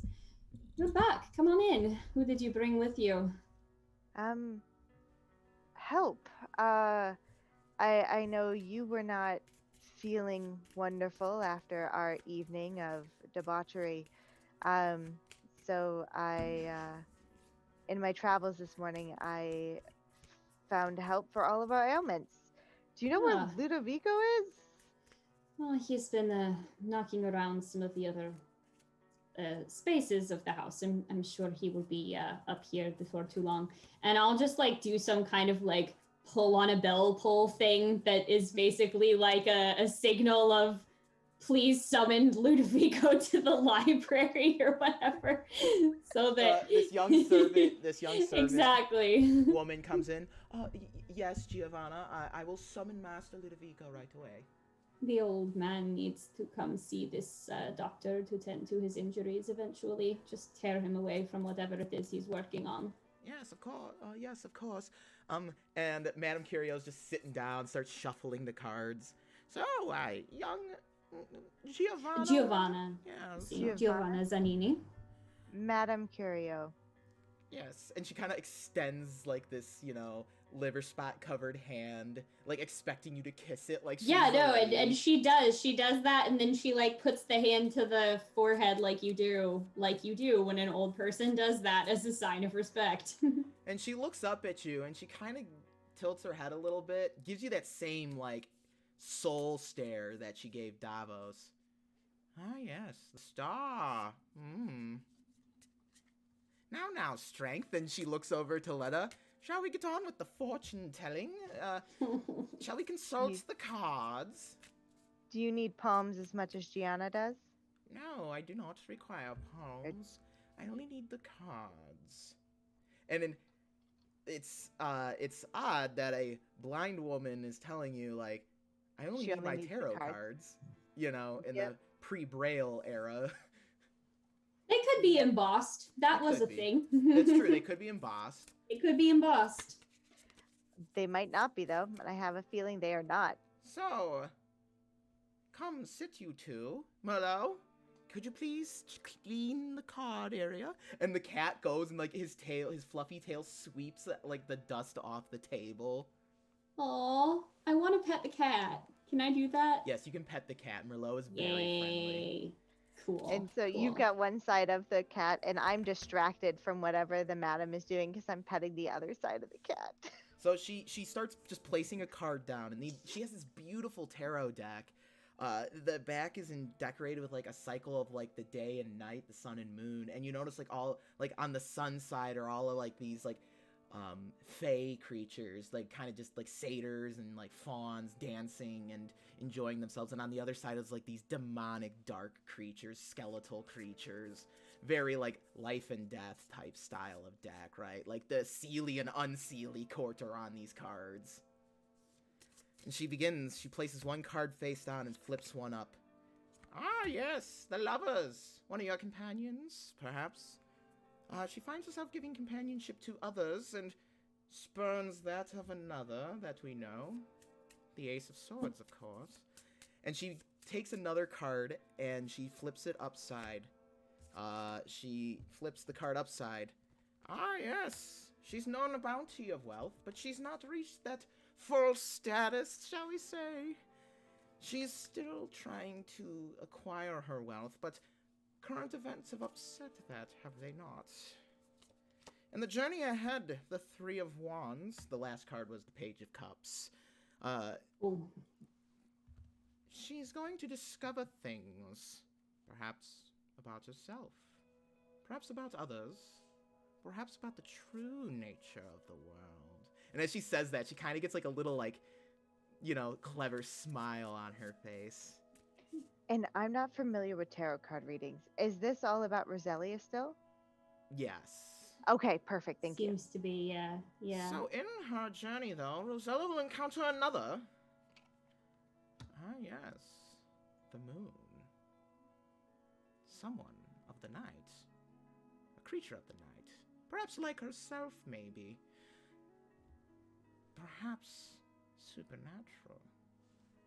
But let's see what the cards have to say. And she flips over another card. In her journey, the Nine of Pentacles. She will come out with wealth. A different kind of wealth, though. And helping her along the way in this journey against the moon. And she takes the card she placed face down underneath the lover's card and flips it over. The Ace of Swords, of course. The one she so spurns. Shall help her find new wealth. Perhaps that wealth is in knowledge, perhaps. And as she's finishing the fortune, she starts cleaning up the cards. That's when, like, Ludovico's brought in by a servant. Well, he certainly... ears were ringing. Yes, Madam Curio at your service. Oh, Ludovico, is that you? And Ludovico, you recognize this old apothecary woman. Madam, it is good to see you. And I take her hands and kiss them on the knuckles. And she grabs your face and begins running her hands through your hair. Oh, Ludo, you seem younger these days. Have you been practicing new spells, perhaps? I have, but I've felt better. Lena, you didn't tell me one of your friends was Ludovico.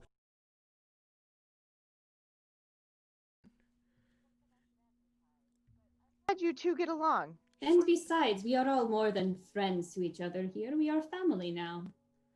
And Ludovico's perhaps one of the most knowledgeable men in all of Florence. Now you see our predilections less worrisome than you imagine in our doorway. Yes. Oh, Ludovico. Magician. It's you who was hurt then, huh? Madam, surely you did not make the trip all the way out here to service little old me. Oh, no, of course. I am fine. Do not make extra worries for me. And she's like, all right, open up Did they the at least shirt. help you with your bags? Oh. And she begins working. Just, same smelly poultice as before, lathering on. Ludovico, you'll move up 2 points on the damage condition track when she's done, after, like, the full day's done. Same with you, Letta. And she also does... I just had a miter wound, so... Okay. And she kind of, like, looks and... Oh, you're definitely really... And she kind of stops at the neck as she's running her hands over your neck. Oh, old friend, that is most concerning, that mark there. It barely hurts. Say, and she kind of takes the card, the moon card, out of her tarot deck. Like, even though it was shuffled back in. Perhaps it was due to this. And she shows the moon card to you. Oh, I'm sorry. I just remembered a story a friend told me that was painstakingly long. Go on. Well, I just don't want to see you get hurt, is all, Ludovico. Begging your pardon, Signora, but it is a little bit late for that.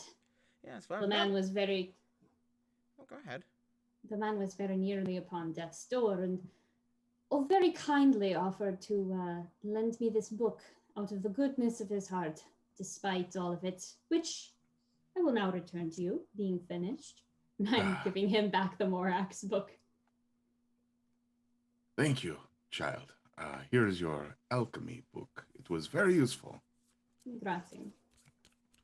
At this point, as Madame Curio begins kind of helping everyone out, so Ludovico, you're gonna kind of like get this magical poultice, and she's gonna start working on that injury for you. The ruined groin. We're gonna go back to Davos. You're kind of swinging into the Grasso Gatto Tavern. It's the seedy bar. Actually, I think I actually have some notes on it. Wow, my prepping did end up working out for me. Look at that. It's on that seedy part of town, and it's run by this little chubby, balding guy who's very garishly dressed. And placed throughout it are these multiple wooden tables. They're manned by card dealers and game runners. And there's a small sand pit in the center with like a chain, like just kind of chains set up around it. This place carries a strong smell of cheap wine that you can almost taste. Sconces on the wall and like antler chandeliers kind of provide the lighting in this place. Please tell me there's a big buff guy named Gaston somewhere. There is a buff guy named Gaston somewhere. Does no one drink like Gaston? Okay. So so I am going to walk towards the bar. Do I see anyone that is beautiful in particular? Oh, there are tons of beautiful people here. You could have your pick of the I, litter in this place. Sure, there ain't noble women or men if that's your preferred choice, but they're hot. I like a little bit of variety, you see. So I am going to see if I can find a beautiful couple. Couple of what? I don't know. I don't care. You tell me. But I want to find a beautiful couple. I'm in the mood to share love that is established. And I will make my way there, and I will try and get a drink. And I kind of give Marcus a pat, and I just give him the watch this look as I make my way over.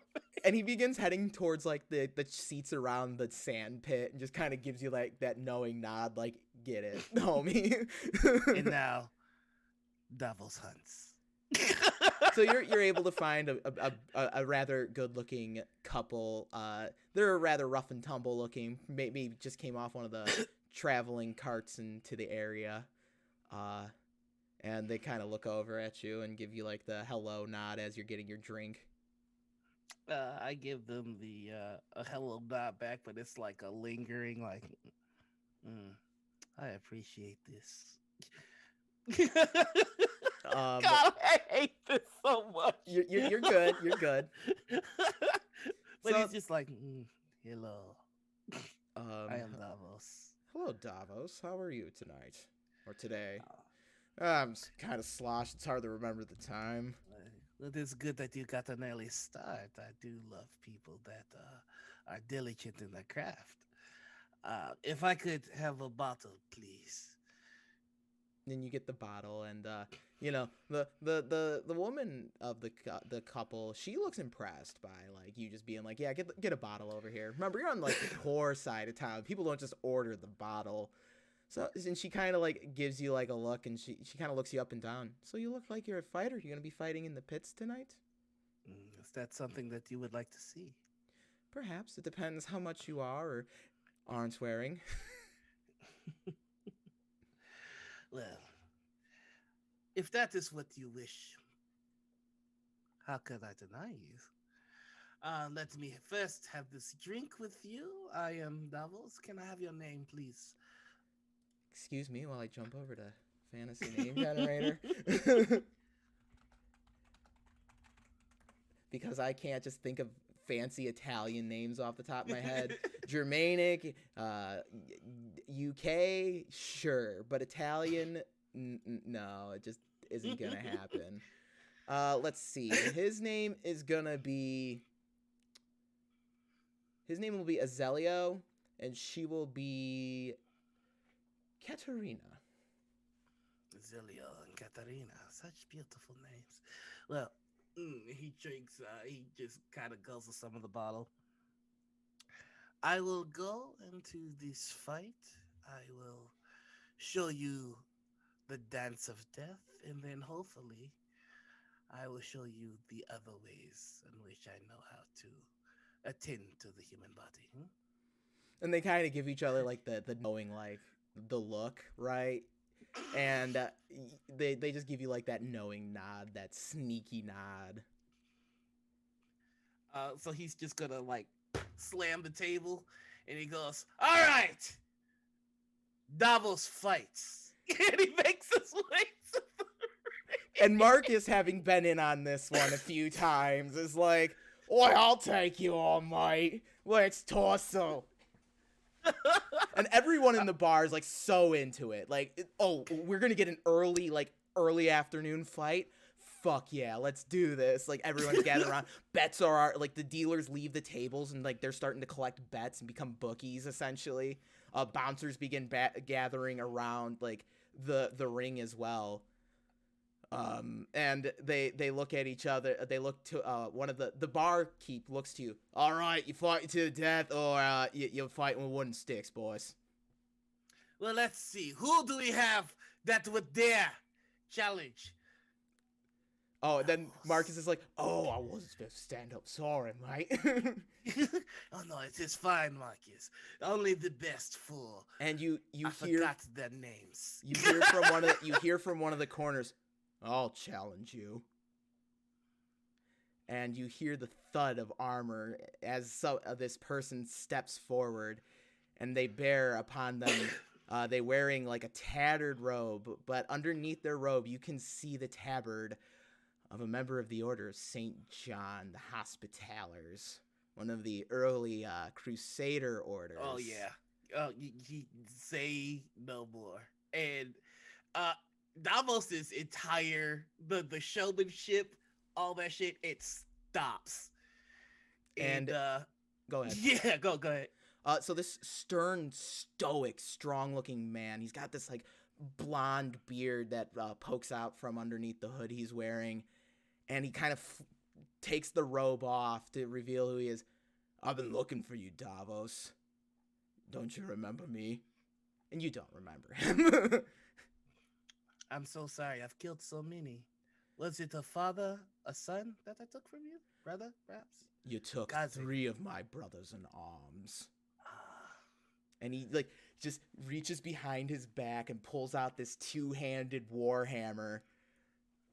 And it like, you know, it's got like it's like a war maul. It's got a spike on one end, and it's like goes down into a point onto the other. "I think it's time the Lord took what is his and sorted your soul out, sinner." Davos is going to lift open his eye patch, and there is the branding of a cross. And he looks at this man and he says, "Your Lord has taken as much as he will ever take from me. Today, you fine people, you're in for a treat. You see, I thought you would see Davos fight today. But instead, you get to see the art of the Maestro Dea Morte." And then like a bunch of like bouncers begin like ushering you into the pit, and everyone, once they know it's a fight to the death after like the drama, they're all like, "Yeah!" And they start betting. "I've got 20 on the Christian Knight. I've got 20 on Davos," and and it's like everyone's buying into this. This is like their version of the WWE, but people actually fucking die here. Do not try this at home. And we'll jump back to the library real quick, and Madame Curio's kind of finishing up with helping everyone out, and she kind of looks towards all of you and just is like, "All right, so that should about do it today, I think. Yes, look me up if you need more help or if you want more fortunes read." What do we owe you? Don't worry about it. Anything for an old friend. I didn't realize it was Ludovico. When we travel, what can we bring you back? You could bring me one of the heads of one of those things you killed the other night. That'd be rather nice. We could do that. We could do that now if you like. Ooh, and she gets all like excited. "I've got a client who's been looking for one of these." I think between Consider Giovanna yours. and Ludovico, we would have probably saved some of the bits of the creatures in the basement dungeon area. So I'm gonna go. I'll get her ahead, but I'll have the like people who work in the kitchen pack it in some salt, so she's not just carrying like a rancid Batman head through the streets of the city. So it'll be like all packaged up, like it's gonna be well preserved as it can be for her to take it back to her place. Okay. Well, this is much appreciated. If you need anything, you just look up Madame Curio. Say, you also got visitors last night. I got strange visitors too, but they were more of the impish kind, you know? I'm guessing that they didn't try to choke you with really long barbed tongues and then kill someone who is very important to you. No, but they chased Merlot around the house. And she gets all indignant thinking about little imps chasing her cat around the house. You turned that up to 11 real fast. I was not prepared. Me?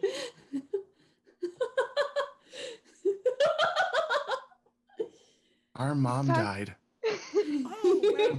She was talking about imps and like I just saw her house and it was disarray, but like normal crazy old lady disarray. Well, you do seem like someone who is well experienced in dealing with this sort of thing. Any Well, advice that you have to offer is I'm not. But my client, and she holds up the bag of the stuffed head, like the head. My client's a bit of a, shall we say, an enthusiast. Are they in town? They might be. I mean, look, Madame Curio, all of her previous lovers will vouch for her that Madame Curio does not kiss and tell. No one would ask you to. What's in it for me? If I Well, start giving up the names of my best clients, no one's gonna start coming to me anymore. Then Ludovico might as well take over and open up a shop and take over all my business. Madam, How I about- assure you I have no interest in opening up a shop and servicing the clientele that you see day to day. That is work that only you could do. Oh, you are a saint, Ludovico. And she gives you a wink as she says that. How about when you make good on your promise to bring them this head, you give them my name and ask them to seek me out? You know what? They actually might be. They were poking around your priory yesterday. Oh, I saw them myself. Well, that's interesting. The priory also had visitors. Well, I mean, I'm only telling you this because I don't like it with all these visitors coming about. And then this character and his missus start poking around. No, sorry, don't like it. Yeah. Well, if they're gonna poke around, better to keep them close and known. Yeah. I suppose. Well, if you want another fortune done, I'll do another one for freebies just because, I had such a lovely time. I don't know why, but I like you, and I've not had mine read yet. Oh, yes. You see, well, I don't read whose fortune. You see, you must all be connected because the cards seem to. And she kind of starts showing how she starts pulling out certain cards, and she's like, Ace of Swords, Justice, the Magician, Star, Strength, and she's just kind of going, the Lovers, and just kind of going through it, like, your fates are intertwined a wee bit, but I'll read your fortune specifically. Let me just find your card, love. And she pulls out the Strength card and shows it to you. There you are. I'll sit there aside. That's the fun part about the tarot cards. You can play little tricks with them. I wouldn't know. They're not my strength. Oh, well, that's okay. Well, we'll put that one down. Keep that for safekeeping. She does the same array she does before, face down. Now let her tell me. The Four of Pentacles. You come from wealth, don't you? Money? Not originally. No, but you found it. Much like the odds on this card says. It's like a raccoon holding coin, like the pentacles. Okay. But your life was turned upside down by a most terrible event. And now you're learning things. And she flips over the world card that are rocking your very ideas about the way this world works. Like those visitors from last night, perhaps? Not the first time I've heard of them. First time I've seen one. Now, during your journey, she flips over another card, the Eight of Wands. Knowledge. Lots of it. And perhaps secrets, too. You'll definitely be finding them, even though if you try to run from them, your answers will chase you down. And who will be helping you in finding these answers? Who will you be encountering? Oh. And she kind of like puts the card down, and it's a Six of Swords. 6 pursuers. 6 protectors. 6 loyal followers of the sword. That doesn't bode well for you at all. What will happen in your conflict with them? She flips over a 10 of cups. Perhaps you will conflict them at a place of pleasure. Perhaps a party, somewhere where drinks are had. From nice cups. None of those floozy-woozy wooden ones, you know. From the metal kind. Or glass. But who will be standing by your side as this is all going to happen? And she starts flipping more cards over. Ah, yes, justice. Strong like the lion. Loyal. Set in his ways. Perhaps you'll have to convince him to be more open-minded like yourself. And she, like, pats your hand gently. I'm sure you'll meet him eventually. Ah, yes. I'll meet all of you at some point. In this life or the next. And she begins kind of, like, packing up her stuff. It's been quite a pleasure. Now, would you mind sending a guard to walk me back? You know, little old lady and stinking bag of flesh. Hungry peasants might think it's meat, and I don't want this in the wrong hands. I don't mind walking you back unless these others need me. Oh, I do enjoy your company, Letta. As I said, irrationally fond of you as well. I have an infectious personality, I've been told. You sure do. Merlot sure helps. And Scritches. Scritches Merlot, because Merlot's the best. He sure is. Alrighty. Does anyone have anything else that they want to do before we go to Davos's death fight with this knight hospitaller? I think just when she says, if I don't see you in this life, but in the next, a slight shadow of just some concern does pass over Giovanna's face at that point. Just like, oh, maybe we won't see each other in the next life, though. And Giovanna, you swear you can... No one else sees this, but Giovanna sees, like, a little imp creature riding on the back of Merlot, kind of, like, does, like, the little royalty wave to you as it's going by, wearing, like... He wears, like, a little bull skull over his head, and he's just kind of like, this could be yours someday. This could be yours. Just ask. You will receive. And, like, just kind of keeps trotting out and gets let out with Letta and the others. We go back to the Grasso Gatto, the fighting pits. The St. John Order Hospitaller reaches down and, like, rubs the sand in his hands and, like, hefts back up his maul. Would you like me to kill you with the same sword that I killed all of your brothers with, or would you mind if I try something different? Oh, you can try anything you want. I'm gonna kill you. Grazie. He pulls out he pulls out his brand new sword, and he just kind of looks over it. Yeah, I got 20 on Davos. He kisses the blade. My lord, did you know that your book is wrong? The book you live your life to, the book that you swear to. Did you know that it is wrong? The Lord guides my path, and he'll judge your soul. Yes, but your book says that the devil fell, that he fell from the heavens and found his way to hell. Did you know that that was wrong? Oh, That yes, is not please. wrong. Pray tell, please enlighten all of us. And he gestures to the crowd. All of these Catholic Florentines as to the truth of the universe. Please, Davos. So then I can cave in that daft brain of yours. You see, the devil was minding his own business. And then the devil was taken. The devil was bought and sold. You bought the devil. And then he gets into a fighting position. Yeah, as I said, no one's going to be disappointed when I splatter your brains on the sand. And he just begins, like, he gets into, like, a charging pose. And this is where we're going to have us roll, essentially, contesting combat. Hell yeah. Combat rolls.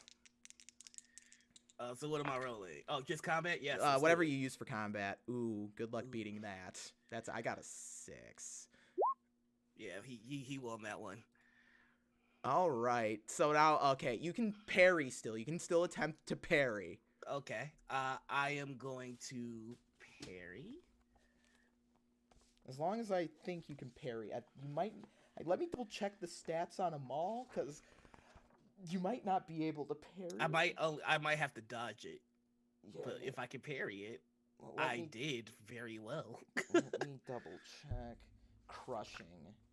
Let's see. What does crushing mean?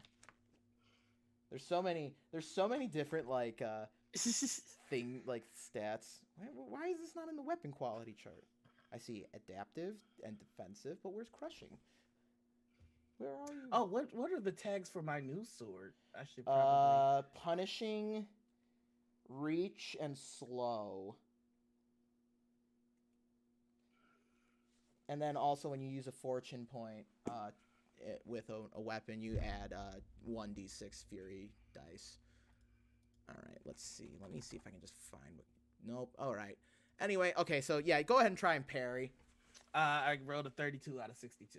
So he goes to swing his hammer at you, and you kind of like, you're about to get hit, and you grab your blade by both hands, and take the hammer, and you sling it away from him. Let's try again with the contesting combat stats. Okay. Or combat rolls, I mean. Ooh, boy. 13. Ooh, you beat his 17. So you run at each other again, and he's like, "Drah!" And you go to hit him with the sword. He goes for the overhand swing, and you make it look like you're gonna block and feint, but then you duck down and you bring the sword in, and you're gonna try and run it across him. Go ahead and roll damage. Let's see if you can break the threshold. All right, so that's just gonna be a 1d6, I believe. 1d6 plus your brawn or combat. I mean combat, not brawn. Combat Okay. bonus. So that's gonna be 7. 7. So and this whole whole time while he's been fighting, Davos has been quiet. But when he gets the cut against him, he kind of looks to the crowd and goes, "What fool buys the devil?" And you're able to you run your sword, and you find purchase, and you cut him through the tabard, spraying blood across the sand pit, and everyone just roars up in the cheering, and tables are getting slammed. People are like, there's like beer and wine are sloshing into the ring because people are wildly cheering. They're going ravenous for blood. Everyone in here's got a bloodlust, and the knight is holding where you slashed him, and he's like, "Is that the best you've got, Lamore? Face me!" And he swings the hammer upward. And give me contested combat roll. Combat, baby. 17. Versus his 97. Go ahead, roll damage. That's going to be 9 damage. He goes, "To bring your end, the apocalypse. For what?" And so he goes to bring the hammer, and he swings it across, and you slide under the hammer swing, and you jump back up, and you take the pommel of your sword, and you uppercut with the pommel of your sword, and you kind of take it again and take it with both hands and cut across the arm, and like you cut off like the loose pauldron on his armor, and it hits the sand with a thud, and then he's like holding his shoulder. I'll still get you for that. God will protect me.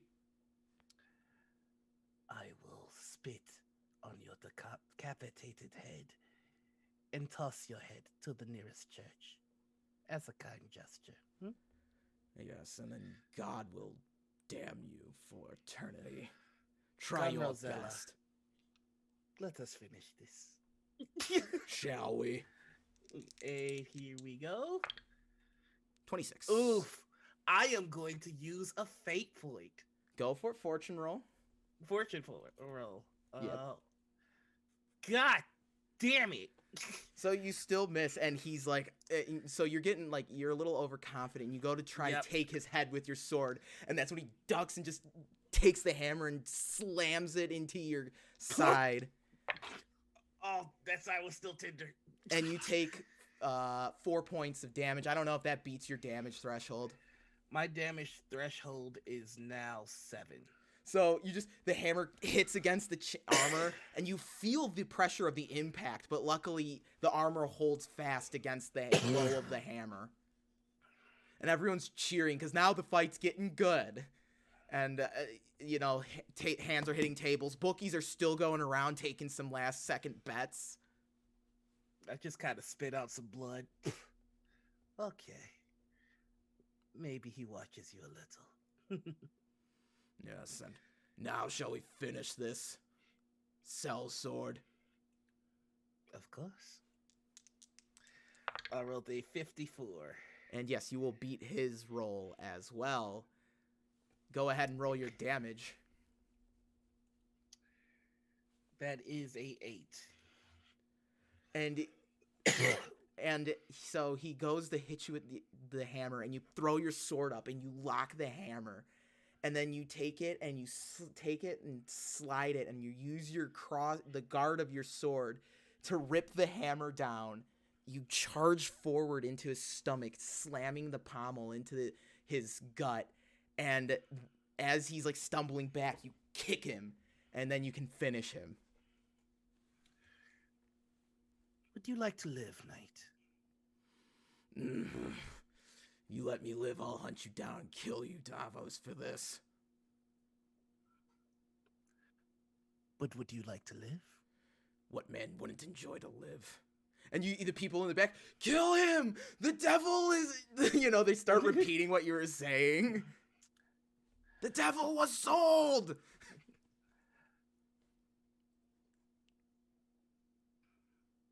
Break your oath. Abandon your god. You're asking me to commit heresy. I am.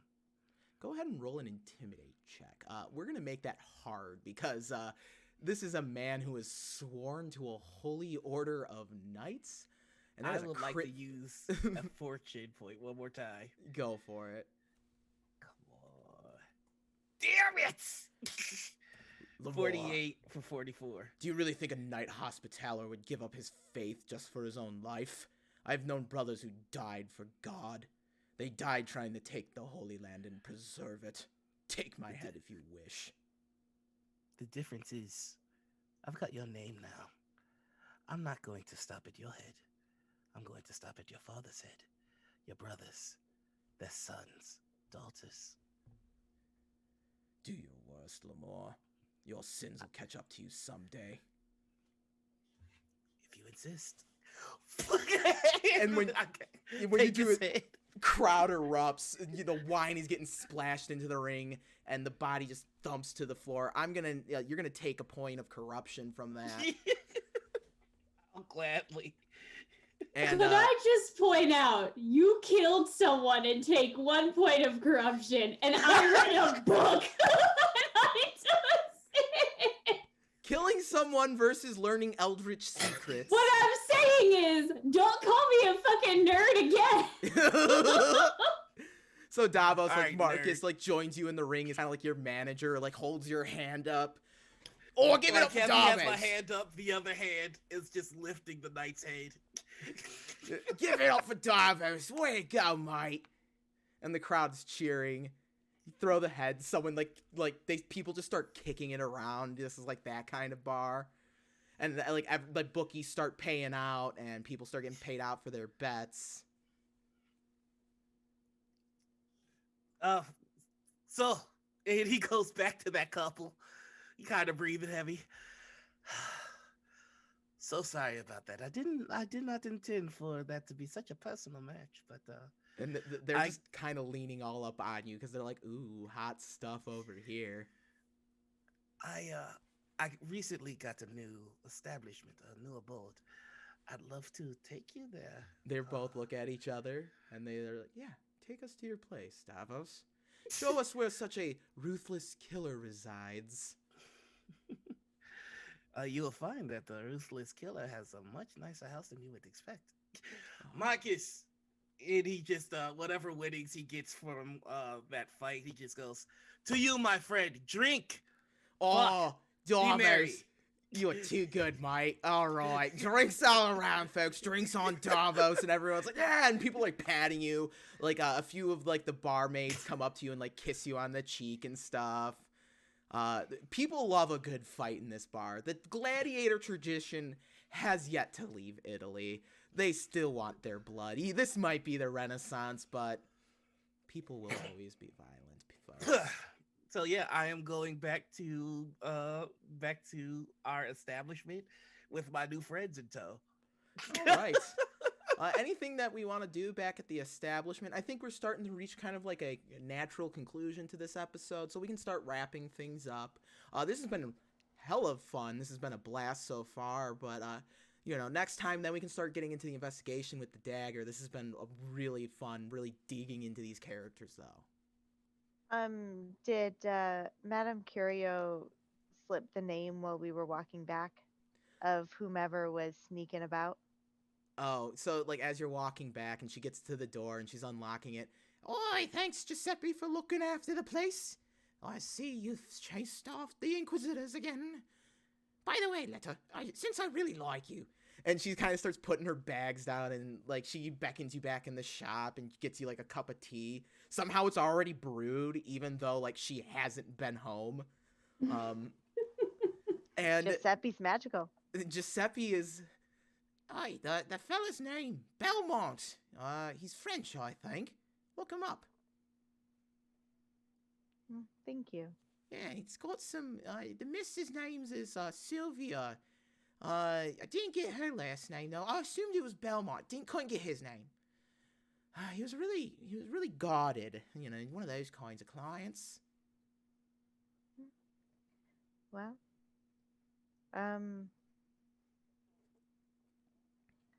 I'm sure if he's able to afford that head off of someone like yourself, that he'll be appearing in the one of the many parties that happen in town. Ooh, you're going to say you got a +1? And she kind of looks up at you. I've never been to a fancy shindig before.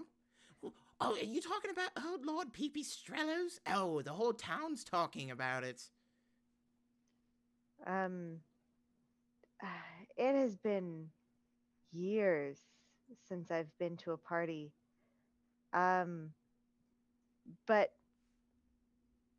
if we don't get to see again soon, I will definitely make sure that you get to accompany us at a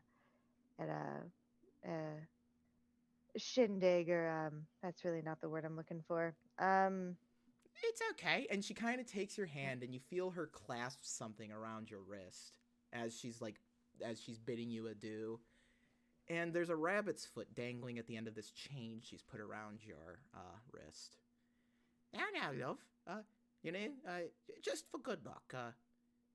The fact you had to deal with this means it ain't over yet, kid. No, it's just beginning. Well, I've got some poultices I need to make, and let me know if it starts to itch a little bit. It gets a little itchy. I got a cream for that.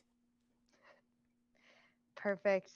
Do you have a jar of this poultice that I could slap on that ace of swords whenever I see him next?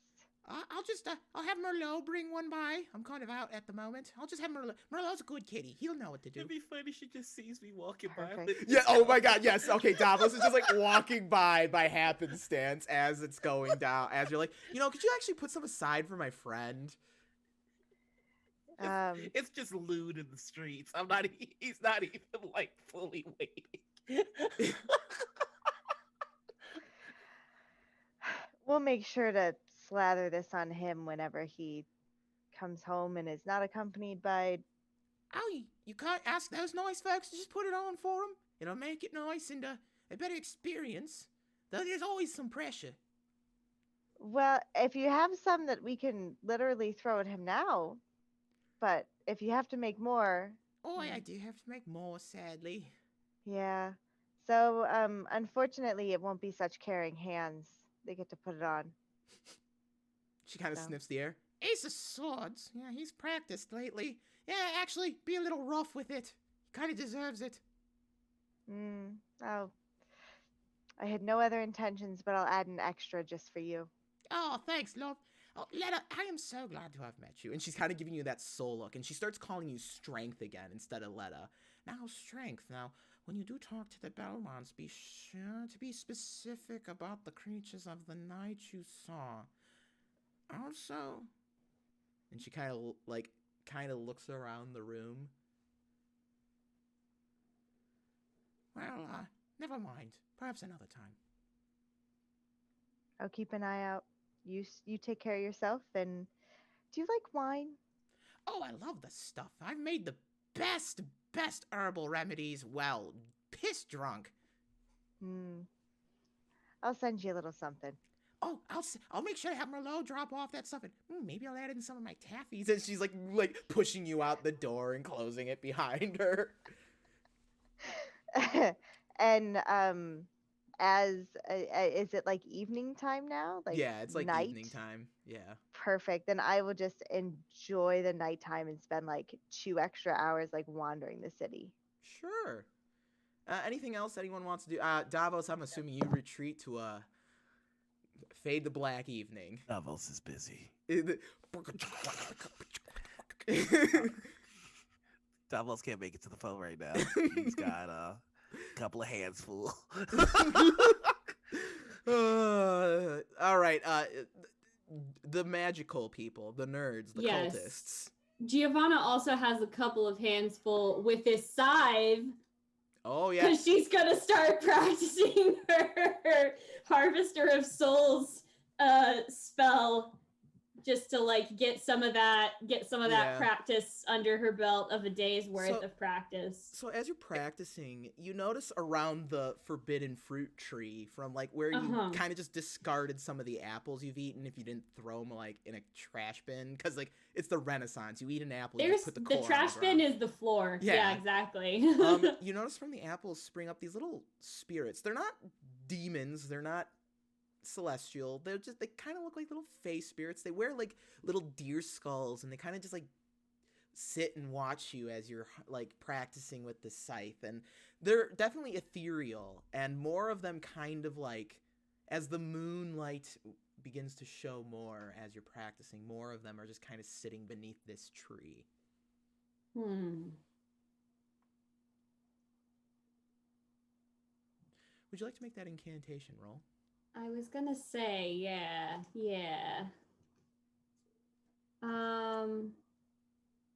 I think I can channel on this, yeah? Sure. You'll have to roll that chaos die.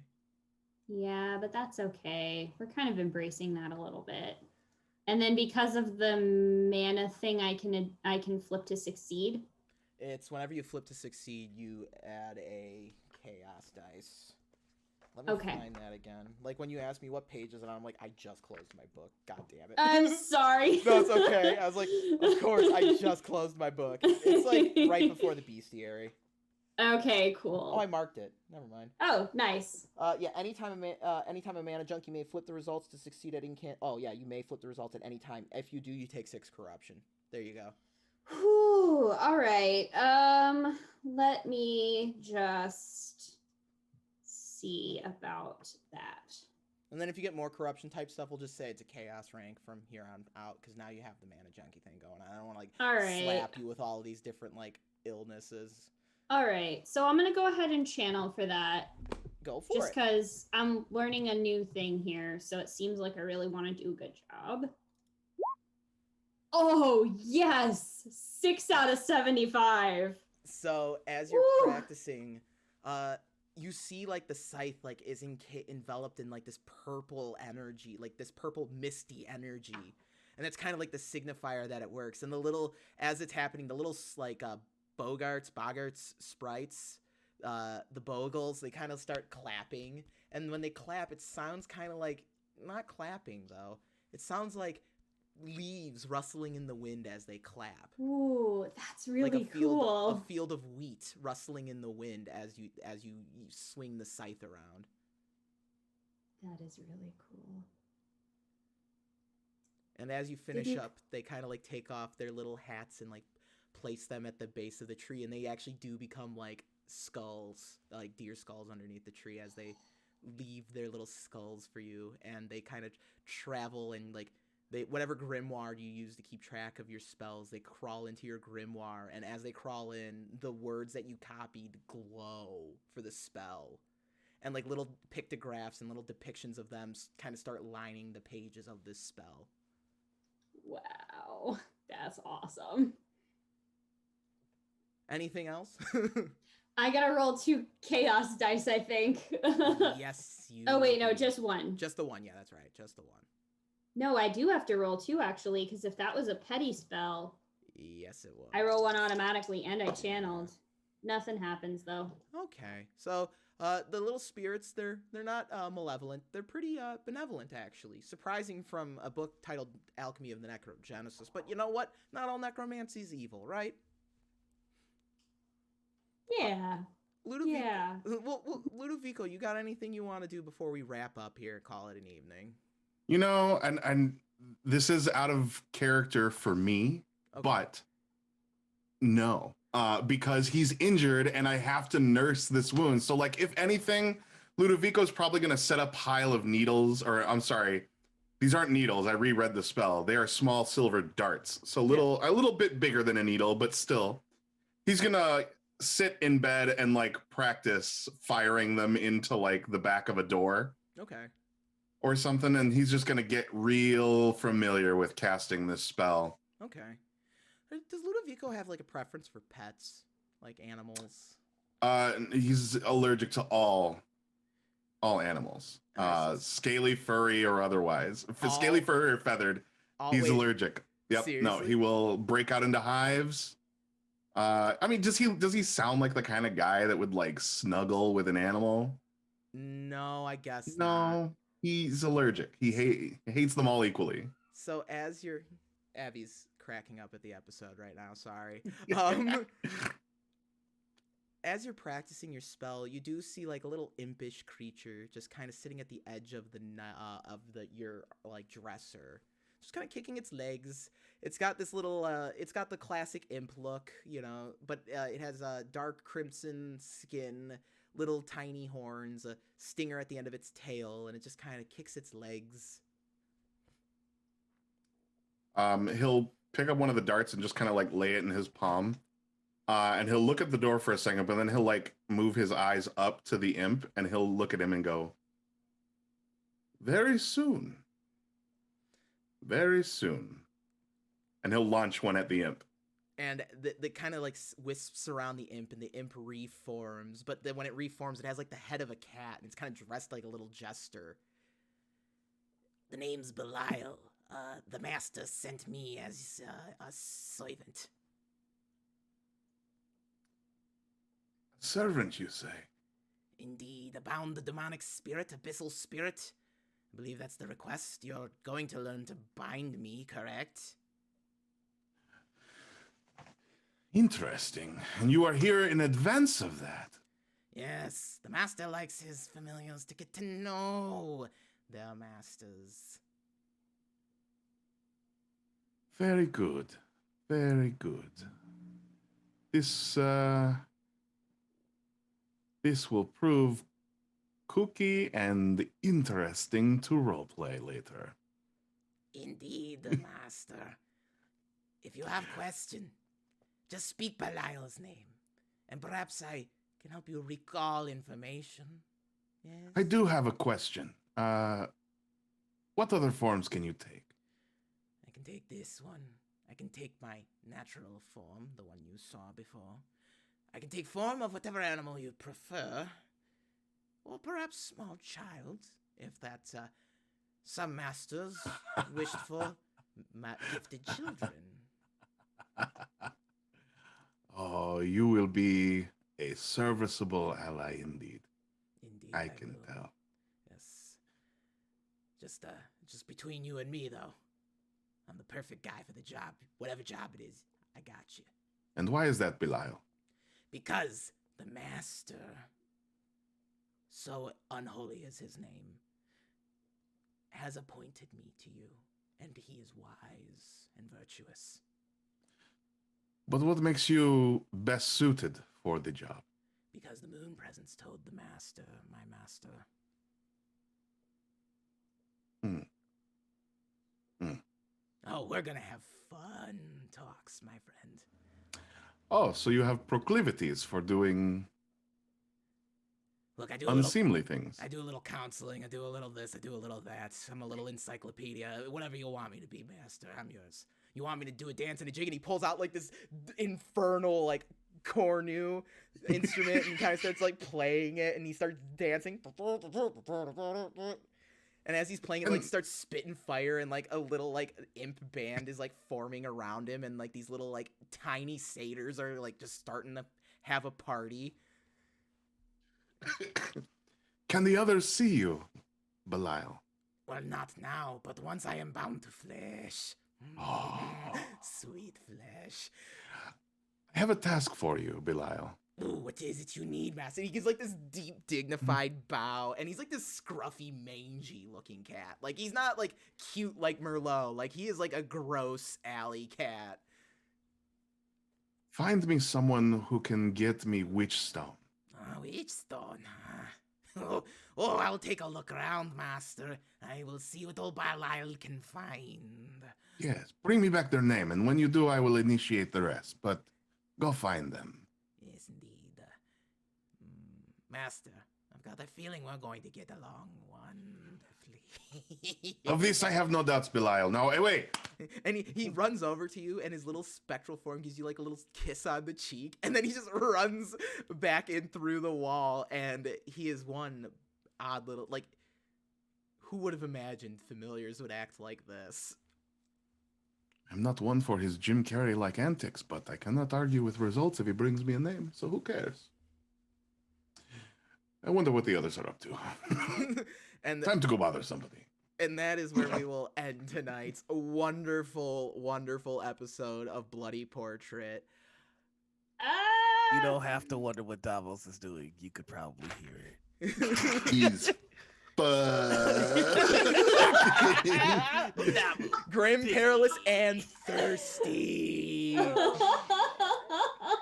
Grim, perilous, and thirsty. Well, I have been the Game Doge. Thank you for joining us. We'll go around really quick and plug everyone, and then we will let you get up to whatever spooky deeds you are getting up to this fine evening as we go pay our friends Dice Priory a visit. Noir, who is Davos, our night killer. Would you care to bring us in? Oh, I like that name.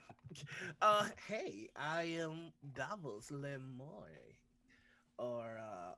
Yeah, I mean, you guys got to hear his nickname, so that's pretty cool. I was not expecting that to come so quickly. Maestro de Amorte. You can find me on Twitch and Twitter. I almost said Tinder. Can't find me there. Yes, you can. As the No Hard Nick. Tomorrow I'll be on Critical Misses for Morning Ritual. We have on it our guest tomorrow is Persephoroth, so be sure to check that out. And then you can find me on Sunday on my channel with Dungeons and Deep Dish with my guest, Mr. Puddins. We're gonna be doing a one-on-one Zweihander one-shot. We do not know anything about the one shot. We don't know what level it. Wow, actually, there aren't really levels in Zweihander, so that's gonna be interesting. Please be sure to check that out. Lessons in Deep Magic is currently on season break, so Monday.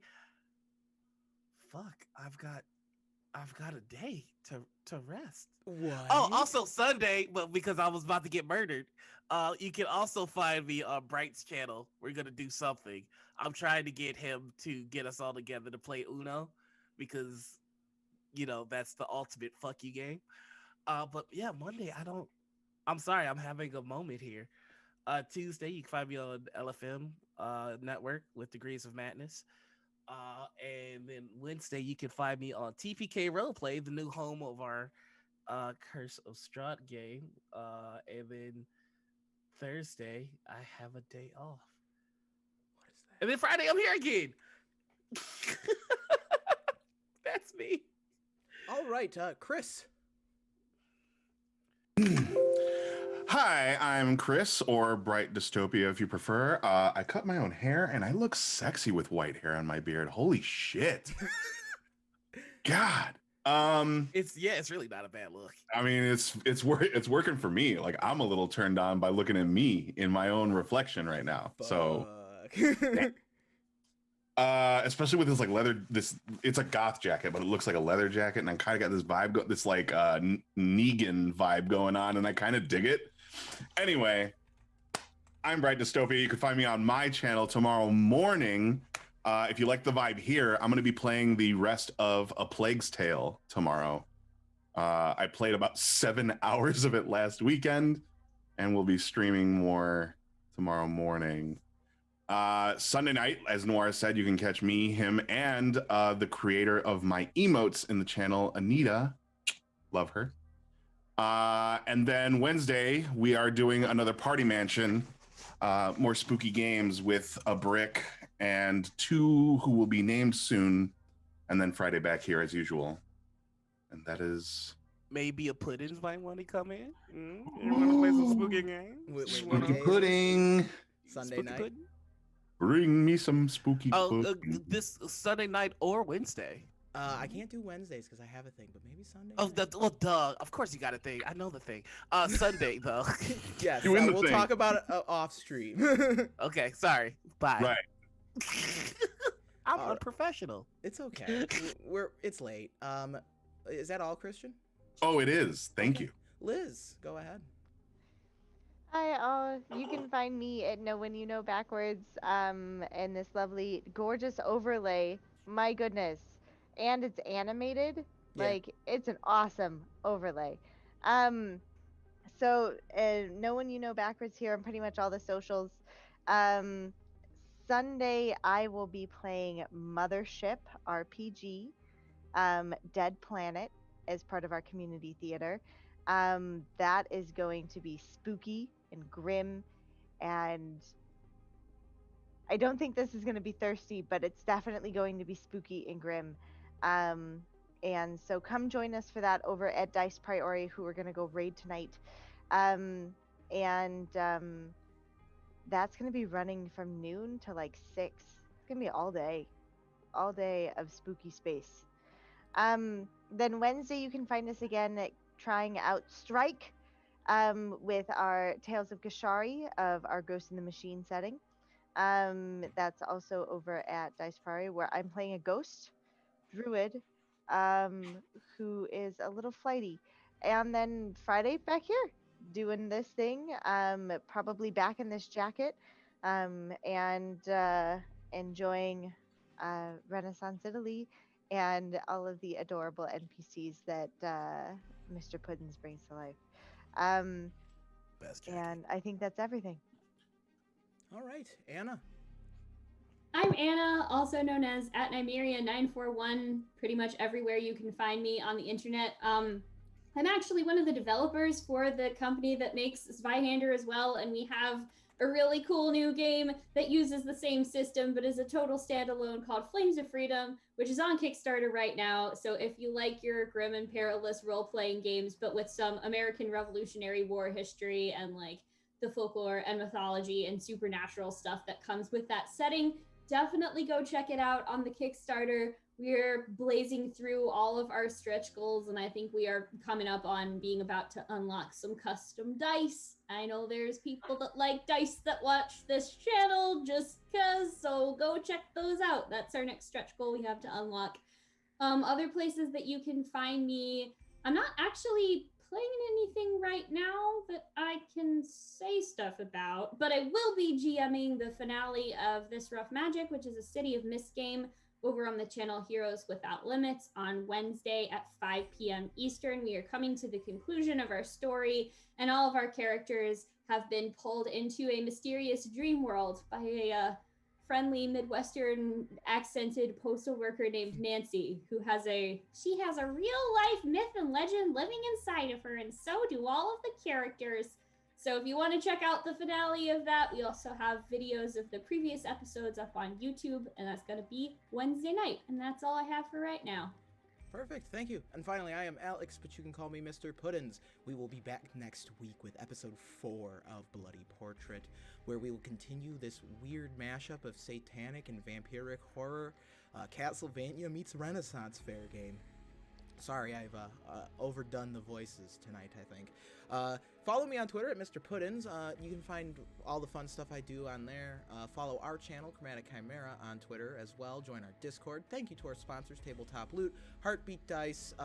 They have special codes that can be found in the dibbly-doo below that you can use when you buy dice. And then thank you, Roll20, for making us a member of the Spotlight program. And we got another sponsor coming in on the way. We'll be dropping that announcement soon. And then catch me here on Wednesdays for the regular shows. Agora's Bells is heating up, and I had a huge character moment this past episode, so I'd recommend checking it out.